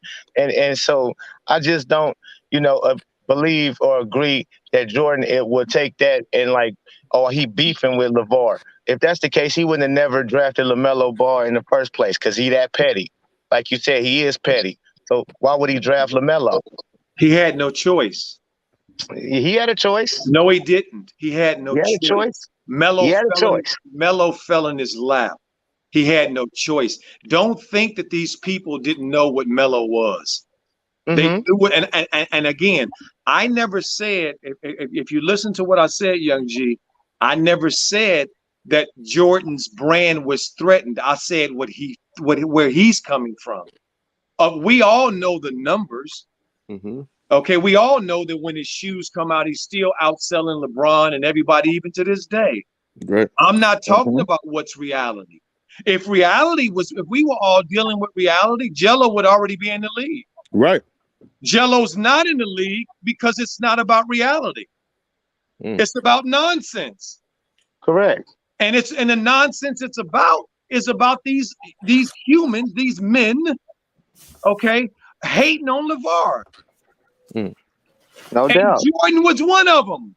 Woo! Because he said about Melo. Melo had to prove himself to him. Uh-huh. Okay, when everybody who objectively looked at Melo knew that Melo had already proved himself through his journey. Mm-hmm. And shout out to Pasadena for the $5 super chat to help grow the nation out. It said reciting Devontae Graham's contract will add 5 more wins to the Hornets record. It's simple addition by subtraction. Trade Hayward and get home court. Okay. About Hayward, let me explain. I think Hayward one is more complicated than all of y'all think. Hayward, getting Hayward is just something that's getting Hayward out is gonna take a whole lot of complicated reasoning. First, you need to really try to release him or something, or do a signing trade that would involve a big player. Then it's gonna be a big problem to deal with. So you might as well just keep Hayward for the meantime, because actually Hornets don't have no scoring in the starting lineup if you get rid of Hayward at the small forward position, apart from Miles Bridges. Well, remember, Miles Bridges plays the same position as Hayward. I would like to say, I thought after they made the Book Night pick, I figured that maybe they'll run. I don't think this is a good idea, but Gordon at the 4 and then Bridges at the 3. They'll start together basically, and then Book Night will start at the 2. Okay. Well, playing at the 4, Gordon playing at the 4 as injury prone as he is, might be even more problematic though. Yeah, that's true. I thought about that, but then you send Bridges back to the bench, and McDaniels starts at the 4. See, the problem right now the Hornets are going to have, and Lil JB's going to have, is that Miles really stepped up and separated himself. He played amazing last year. You cannot put Miles back on the bench. That's true. He played too well. Wait. So, what's this like? Okay, so I've heard this before, right? Like, people are really high on Miles. I don't see it, right? I feel like Melo made him look good. You feel me? Like, without Melo, he wouldn't have those same touches, right? So I don't see him as somebody who's super high up there, right? I feel like Hayward is definitely a much better player, and better moving forward. But the thing is, like, I forgot how long LaMelo was out. When Bridges stepped up his scoring wise, especially from behind the 3-point line, that impressed a lot of people too. So, and Right. he's too. So, I mean, he did. He did. He was the only player looking good when Melo and everybody went out, and he was holding his down, averaging 21 some points. He was doing his stuff. So even without LaMelo out there, he held his own. But you're right. I mean, LaMelo make a lot of people look better, and they go together. They fit. You don't want to take him out of there. They fit. You know, he a running gunner. He a stretch four. He can play both the three, the wing or the four. You can switch with him with everything on defense. He can guard ones, twos. Yeah, so. See, guys, family. If we look at closely at at the Charlotte Hornets and look at Melo's year last year, as many of us on new media did, we followed very closely. Something clearly happened in the big baller world for Jello to end up down in Charlotte. Something clearly happened.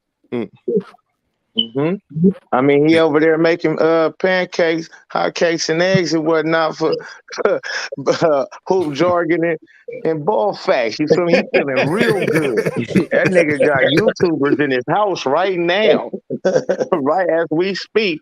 No, They Pope. I mean, with Charlotte, something happened in Charlotte. Oh, okay. Well, you there with that big baller.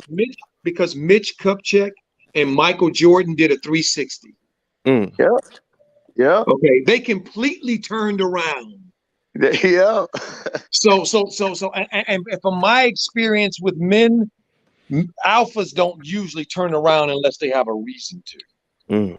Right. Something had to change. Something in the landscape had to change. And the only things that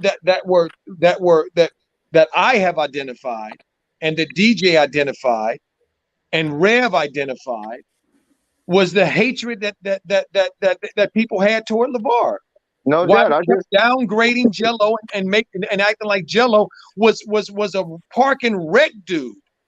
A park and rec dude, okay? To all of a sudden, from a park and rec dude getting no burn, being used by Detroit, by NBA dudes, to all of a sudden getting down to Charlotte, and the next thing you know, devontae appears to have a video, and next thing you know, Jello is in the video, and then it's all going out. Next thing you know, Jello is a part of Charlotte now. What? This is all weird. Or could it be, right? Hey, big bro, could it be, again, right? I don't know much about these things, right? But could it be, look, man, like COVID just happened, right? Ticket sales and revenue is all down. Now we're going into this season, and Jello is now being used as a tool to, like, raise the attendance, the viewership, et cetera, et cetera. Breaking news. Andrew Lopez of the Pelicans. He's verified. He's well known about the Pelicans. He said the Pelicans have extended the qualifying offer to both Lonzo and Josh Hart, making them restricted free agents. What? Per ESPN. Wow. All right. This weekend is going to be very interesting. So wait a minute. So look at this, guys. Michael Jordan, the Charlotte Hornets, from a PR perspective, okay, is a Michael Jordan ownership, not jump man, the whole thing. So now you're gonna bring in and now accept BBB. See, because whether BBB is out there or not out there, if them three boys are together, that's BBB. That is BBB. Okay, and you're gonna accept BBB now? Man, come on, man. Something changed, guys. Coach, can I get with you? I love the take, man. And this is where it's at. Like I said this on Flight Sports TV, and I made a video about it. You should check it out. But I'm telling you like this. They feel like the powers that be was trying to knock them, like you said, y'all been saying on media. they was trying to sabotage them boys. It didn't work. They seen last year that it did not work. So they like, okay, well, now, yeah. And my man Nathan said, that's a very good point. You had COVID, that shit's real. They like, we got to generate this money, and this is perfect time. These boys this is perfect timing for everybody to get paid, to be exciting season, back to regular normal type of season. Fans gonna be in the stands. To put the Ball brother in the building, they gonna sell out every arena you go to. Yep. So every arena, you put Big Baller Brand back on ESPN and talk his shit, the ratings will go sky high because Kwame Brown bust life and fuck them up. I mean, excuse my French. I mean, you know what I mean? He didn't make them take a hit. So everybody on YouTube getting their content from YouTube, and nobody watching the Undisputeds and whatnot no more, and all of that type of stuff. So they need all of that. They're gonna have Big Baller Brand on all the Smoke podcasts. They're gonna have them on everywhere talking his shit. And they're gonna say you was right, yeah, just so their ratings can go sky high. Yes. Guaranteed, bro. Yes. Guaranteed. Yeah, shit is real. Hey, but Pope, this is what LeVar's been telling them, hasn't he? Yeah. He been saying from the beginning, if you put my three boys on the team together, you gonna see something you ain't never seen. This is box office. This is gonna be unbelievable. He said it. Yeah. Yo, Coach Joe, everybody in the chat, what this means, because I think people are saying like, oh, dang, Lonzo staying with the Pelicans. That's not what it means.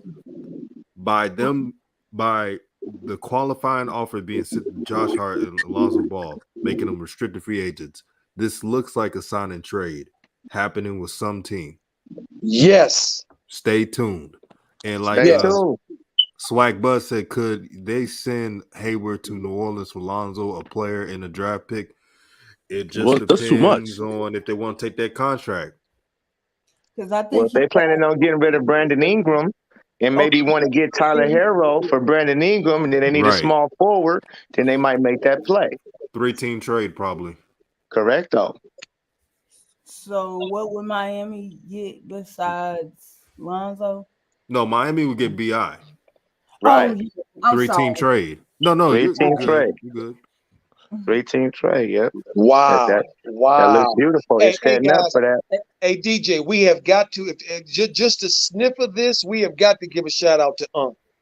We have got to give a shout out to Unc. Unc, if you're in the house, Unc, we got to give you love, brother, because you've been pounding this forever and a day.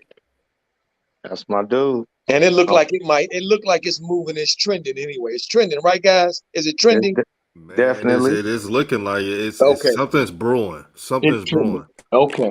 Listen, it's brewing so big. The Big Baller is making pancakes for ball facts and hoop jargon, man. Just know that. That's what I'm telling you. You're in a good mood doing that, brother. Come on, that's what I'm telling you. He ain't doing that knowing Lonzo thinking about going to nowhere else.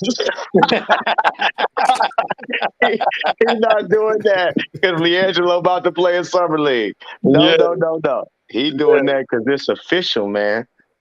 Big Baller whistling, cooking brothers, content creators, pancakes. Come on. Know more than what we know. And he letting them go live all in the house and let them know. If B.I. goes to Miami though, right? Like, what would here, right? Look, so B.I. and Tyler Herro, those are not fair exchanges, right? So what will Pelicans get back? I mean, Pelicans, B.I. Tyler Herro, I don't know. I mean, not fair comparison, but they might shoot them a pick or something else with they can throw in something else with that Tyler Herro deal. I'm just saying that'd be the prime joy Pelicans would want a young guard like Tyler Herro to be up in there. I mean, if anything, it's just speculate. This is just going off of what's going on right now. Yeah. Right. I mean, okay. Shout out to JG. He said, finally, real OG spitting real game. These other channels be reckless. No cap. Shout out to New Media. Yeah, shout out to New Media. Shout out to Flight Sports TV. The brother is a real one, man.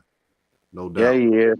Even though it be gladiator school over there, man, but it's still good content. It's still good content come out of there. It's guys with good opinions, good brains, man. It go down. It's just entertaining. You know what I mean? But it's good. It's good game that get come up out of there. I came up out of there, so I love it. QJ Smith says Lonzo going to the Hornets. I'll say this: everything's on the table with this move that just announced. Everything's on the table. That's why everybody's turned up right now in this news feed. Everything is on the table. You can see 3-team trades, 4-team trades. It's about to go down. You can see it. Yes, indeed. The Hornets got. Huh? What you say, Shay? No, I was just about to say, how often have 14 trades happened? Because I know it's hard enough to get 3 teams, let alone 4. Yeah, that'd be tough. It's happened before a few times, but this is the new NBA. So since it's the new NBA, expect the unexpected. Man, is Devontae getting traded? Yeah, he's a free agent.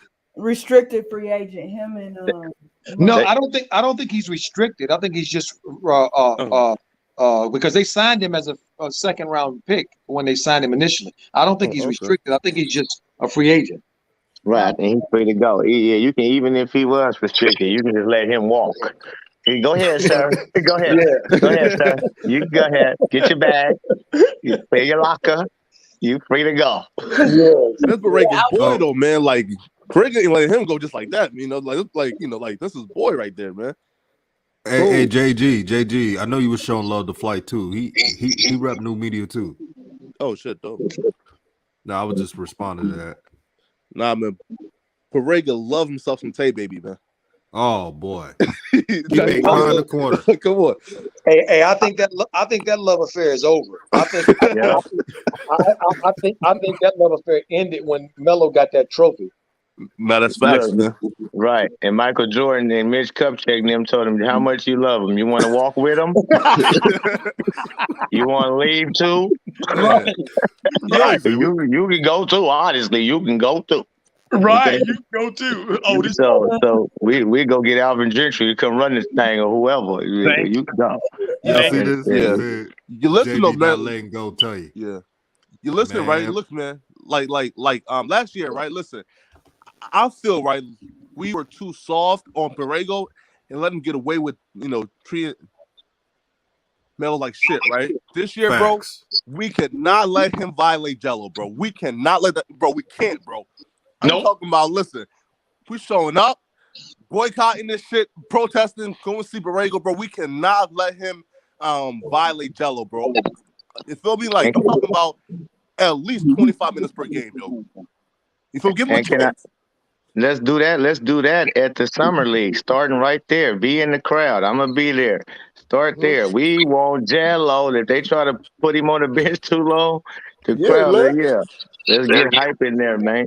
That's a small arena too. You ring. I know it's gonna be tons of ball family fans in the building, and so let's make some noise, man. Man, come on, man. Nah, yo, like honestly, listen, right? Look, here's a hot take, right? Who's the best ball brother? Like LaMelo. Come on, man. Come on, bro. You know this, bro. Be honest with yourself. Like, be real honest here. Looking for. Who's gonna be the best pro? They all different. That's what's beautiful. They all the same, but they all different. If you think about it, Jello is built to do what he do. He was meant for that. That's what big baller. I need you to get bucket. And Melo, he had to be able to do both. Because he a little dude. He couldn't run a point guard when he was at 6, 7 years old playing against 12, 13, 14-year-olds. He had to let Big Bro run that, so he had to learn how to get his little buckets when he wide open. So he learned how to score and drop dimes too. But Lonzo is just that distributor. He like, I'm going to make it easy for everybody. You know what I'm saying? So they games is all different, bro. You know what? I when it comes to evaluating those boys, I always show respect to the big baller. He said Melo's the best and gonna be the best. So I'm going with LeVar. Right. Yeah. Right. So here's my take. Right. I honestly think Jello's the best. Right. And here's why. I think Jello has the most polished offensive game. I don't think there's a player in the league right now who can guard Jello. Fam, listen, like We'll see Kawhi. about that. If he can Listen, beat bro, Kawhi, then I'll believe it. huh? Kawhi, Fib, then I'll Jello is believe what? you. If he can beat Yo, Kawhi Jello is throughout the what? Like season, 6'7", right? I'll believe him. I'll believe you. Wait, Talfi, let me read this real quick. Let me read it. Dex says LeVar told me. He said LeVar told me that quote Michael Jordan is getting a lottery jackpot for free with Leandro, and you know Dex is cool with LeVar. Facts. He just listen, yo. He just bought a championship, right? By signing Jello. It's like people really are sleeping on Jello, bro, and this shit is crazy to me, yo. Fib, this dude is We'll 6'7". continue to sleep on Jello until he shows in the NBA because this man haven't played for 900 days, man. Oh my god. Yo, it's not Jello fault though, right?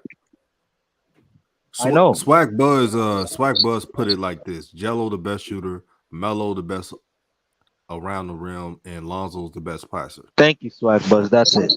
Wait, you think Lonzo a better passer than Melo? 100%. If you're talking about the smartest passer in the family, it's Lonzo. Come on now. I'll say this: LaMelo right now, because he penetrates the paint, his passes are a little bit, they're Saucy. up there. Yeah, they're saucy. He's got that saucier, Jason so- Williams flair. Yeah, right on the dime. Yeah, he got So his with mama someone said- clapping with his passes. But Jello, Mhm. here's an underrated part about Jello. I believe Jello can pass as well as too. He just doesn't get the credit. He's a decent passer. Jello can pass. Don't sleep on that. I've said it. They all got the passing gift. All three of them. They all can score. It's just some are natural at certain things. For me, it's very simple. It's not complicated at all. Family. One is rookie of the year, and name all over the NBA history books in his first year, Mm. and the rest of them are not. Simple. Actually, two of them actually have their name on the history books, Coach. Lonzo and Melo. No. What LaMelo in his first year distinguished himself as rookie of the year, and his name is all over the record books. But you also too know, Coach. That's the work he put in. And doubt. He put in that work coming off the bench part of the year. Yeah, he dangerous, So Coach. if he didn't come off the bench, he might have set even more records. Right. So to me, Right, it's right, clear. right. It's clear based on what we can see and verify that Melo is the best NBA player right now of the brothers. Oh yeah, if you put it in that sense, when you say see and verify, because like you said earlier, the only reason we haven't seen and can verify Jello is Casanova, because he got not black. blackballed. You know what I mean? So, but I believe the same thing. Like every time Jello play, like Nathan was saying, when he play with his brothers or whatever, he scores and does a lot of things out there, man, that they don't even have to do. He make it easy for them. They get that boy the ball, he get bucket. Mm-hmm. And Jello does that's all the from little JBA. things. That's the difference. That's from JBA to the LKL. You know what I mean? And then he's still training with Jermaine Jackson and getting all of the NBA tips and drills that they both doing. So he developing. I think he developing real talk. Because if you remember, Coach, when Breaking LeVar news. had that interview recently, they asked him who was the best. He said Jello. Yeah. Now people can say he just saying that to get him in the league, but I think shit's different now. No, I think LeVar was being LeVar, and you said it. He being LeVar at that time.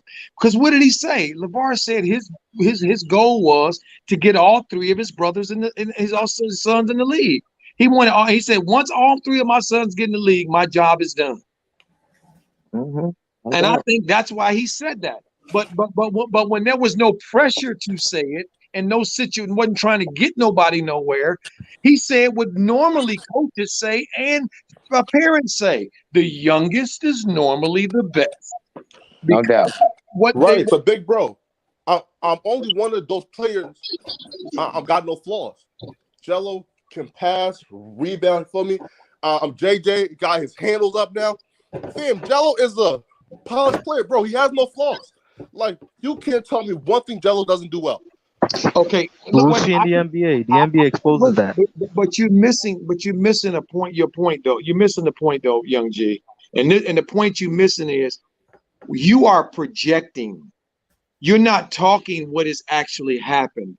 We haven't seen that Jello in the NBA. The Jello that you're describing, we haven't seen that in the NBA yet. I'm not saying we're not going to see it, but we haven't seen it yet. And we've seen Lonzo and we've seen LaMelo. So we know what we can talk about them as NBA players. We can't talk about Jello as an NBA player yet until he puts some tape down. He hasn't even played an NBA game. That's another thing we need to take a note of, because we can all say everything good about Jello, but we need to focus on has he been in an NBA setting as a player on the roster. Right, but listen, right? I'm looking at this though, right? Look, right? So we know he can shoot, right? And then two, bro, we've seen that 18-year-old Jello, right? Go overseas, back down and bully grown men in Lithuania who chew ice bricks for a living, man. Fam, bro, that man's a different breed, bro. I agree. That a different breed. But you're preaching to the choir. We agree with you. When we We're look not disagreeing. We're not disagreeing. We agree with you. What Jello has done, I said it earlier, that he has not been given the opportunity. And we know he hasn't been given the opportunity. We know that Jello can play. We know that Jello is NBA caliber. But knowing it, what you're saying, Young G, you're saying this is what he did in Lithuania. This is what he did in the JBL. This is what he did when he was in California. Yes, we agree. What we can't say is look at what he did in the NBA. He ain't done it yet. Because here's what you and Pope and all the other Jello fans don't understand. We're not like, as ball brother fan, we need to understand that Jello hasn't played an NBA game.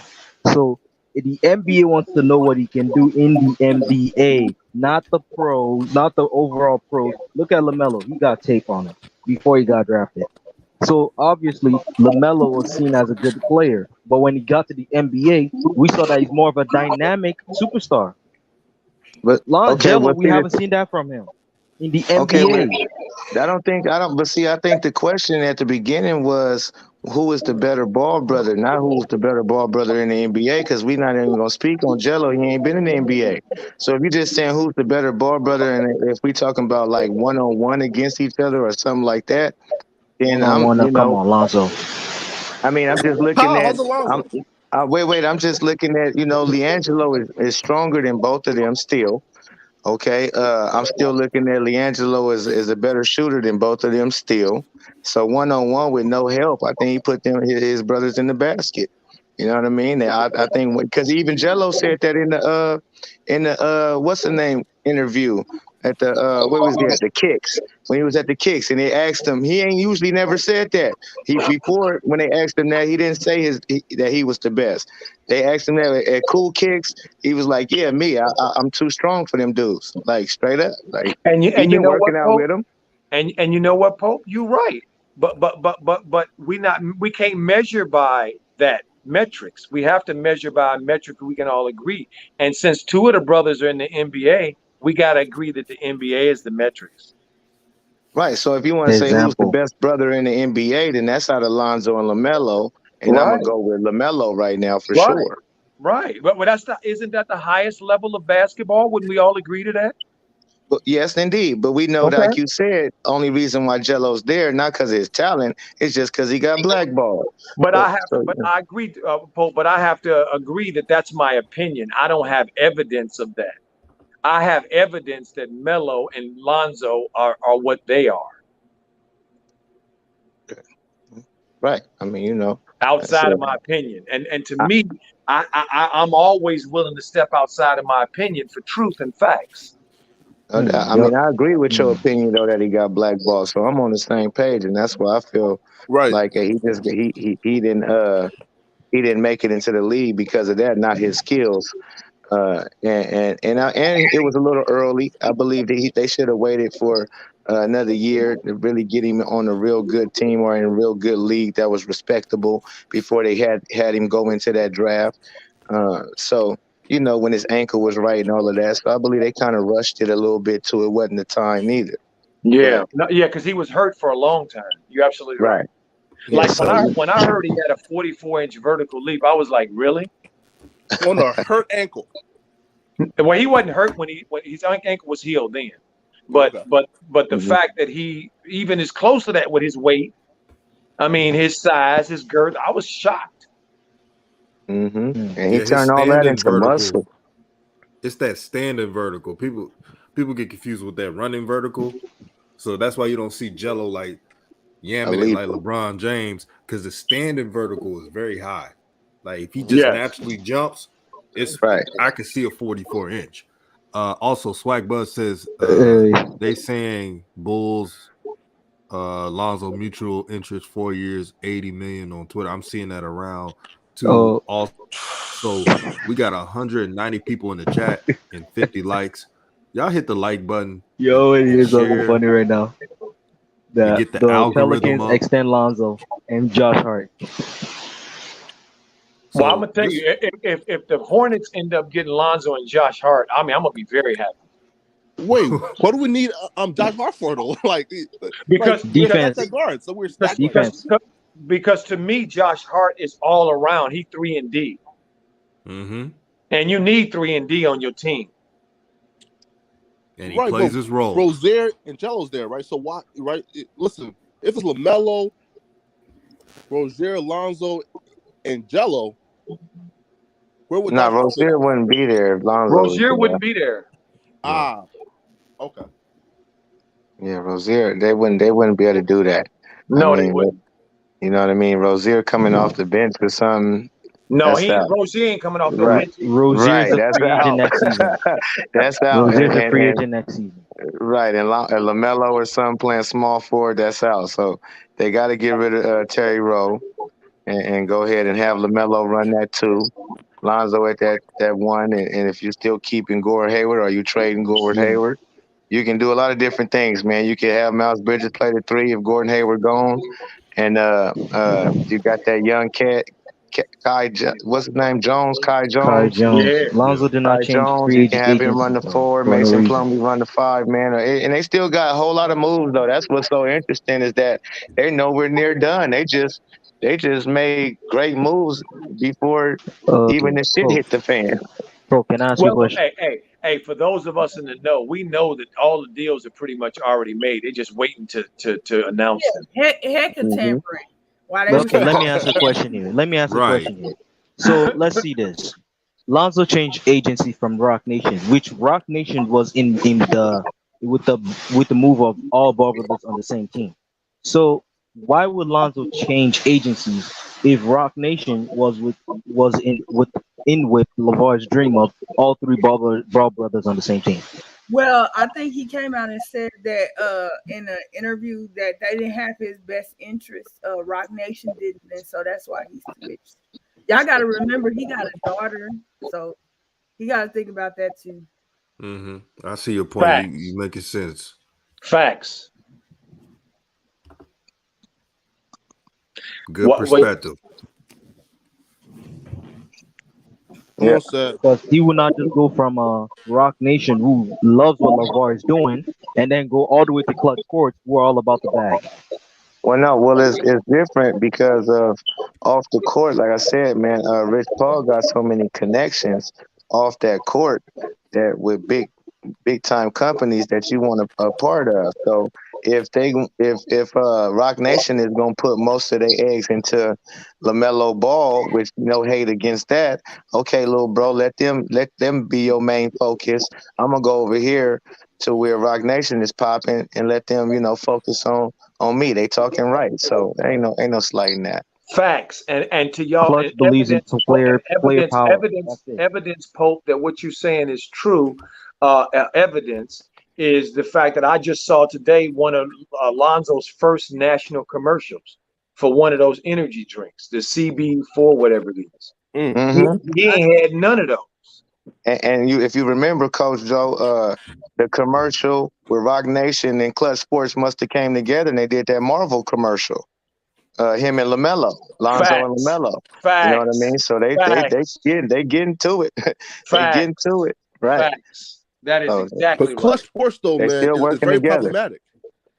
I mean, if you know that Clutch Sports work, if you know LeBron James is real big fan with Jay-Z.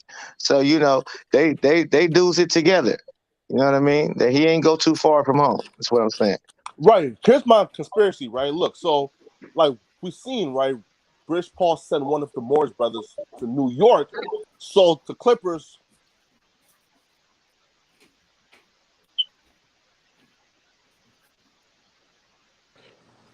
You there? I'm getting a call. Can y'all hear me now? Yeah, we hear you. Yeah. Right. So, like, right. So look.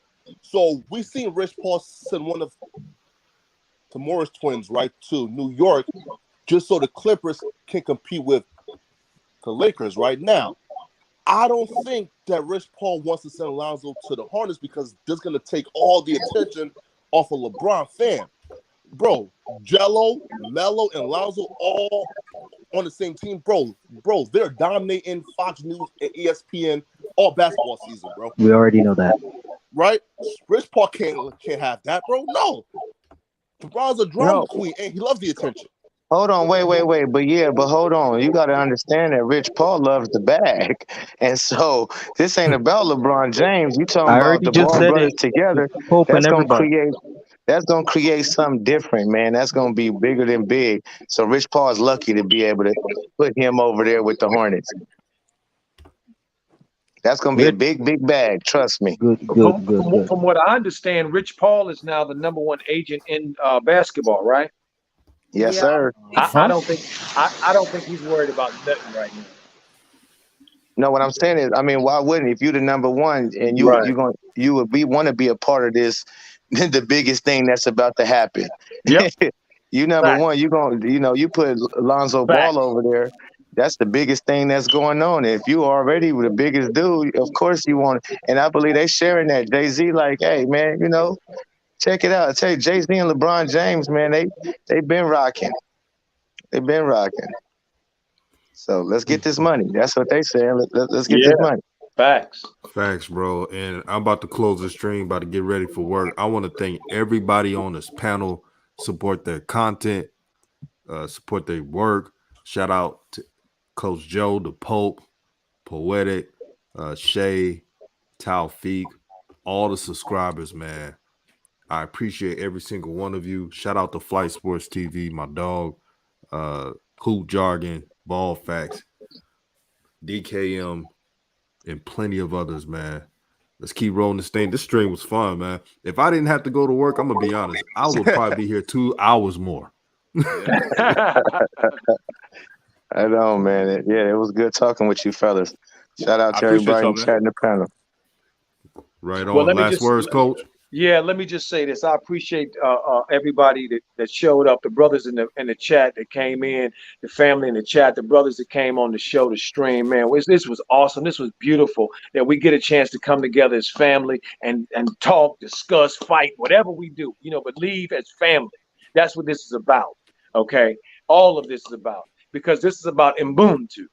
Okay, because of you, I am. Because of me, you are. We are one, family. And everybody have a blessed day. Thank you, DJ, again, for doing what you always do, my brother.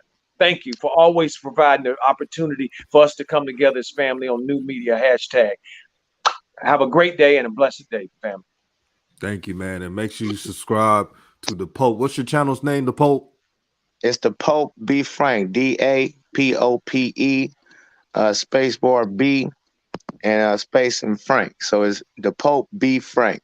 DJ, can you send me that? I can't remember that too much because I want to hear the brother. Brother, I want to hear you. I got to see you. Oh, thank you. Thank you, my brother. Can you also post that on the chat? Yes, sir. Yeah. I will go ahead and put that in as we get off here because it won't let me type while I'm on the panel. Okay. So I'll put that in right now, and I appreciate y'all for going to check it out and supporting. Much love, DJ, Coach Joe. Absolutely, my brother. That's media. what we here for. We family no matter what. Right on, man. Hey, the Pope, man, you from the West Coast, brother? Yes, sir. Yes, sir. You sound like my Central Los kinfolk Angeles. out there, man. Just sit back in the cut, spitting knowledge, man. Hey, Pope, you in LA like me? No, not at the time that we talking about, but I'm born and raised, man. I reside in Tulsa, Oklahoma, as we speak. Okay, Yeah, all right. man. Well, you know where I'm at. You know where I'm at. I'm over here. You in the shot. I'm over here by Nipsey. Oh, okay. Oh, you in the 60s. Okay. I'm right over here. I'm right here at the Empress Center, Shaw and Slaw, you know. Yeah. Okay. Yeah, you over there by Mama's over there. Yes. Yeah, that food's beautiful. Oh, yeah, man. This was great, though. It was good talking to y'all, man. I appreciate the love and support, man, and the talking. Y'all be having good topics, yeah. No doubt, man. Peace out, everybody, and let's roll. Peace.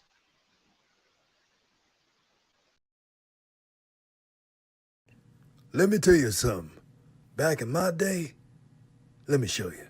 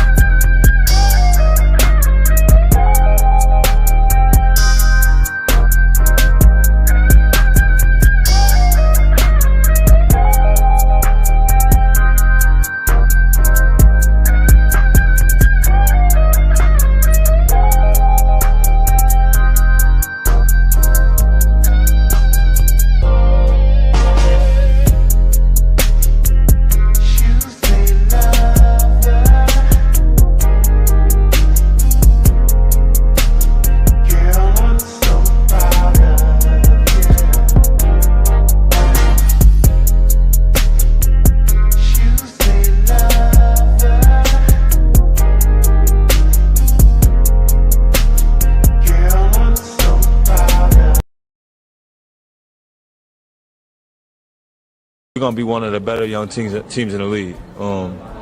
Just me and LaMelo in the backcourt, the way we play, the different type of swagger we have, and creativity is just we're gonna be box office. That's the only way I can put it. And it's on. Shout out to the Hornets, New Media Nation United. It's a family, and I'm out.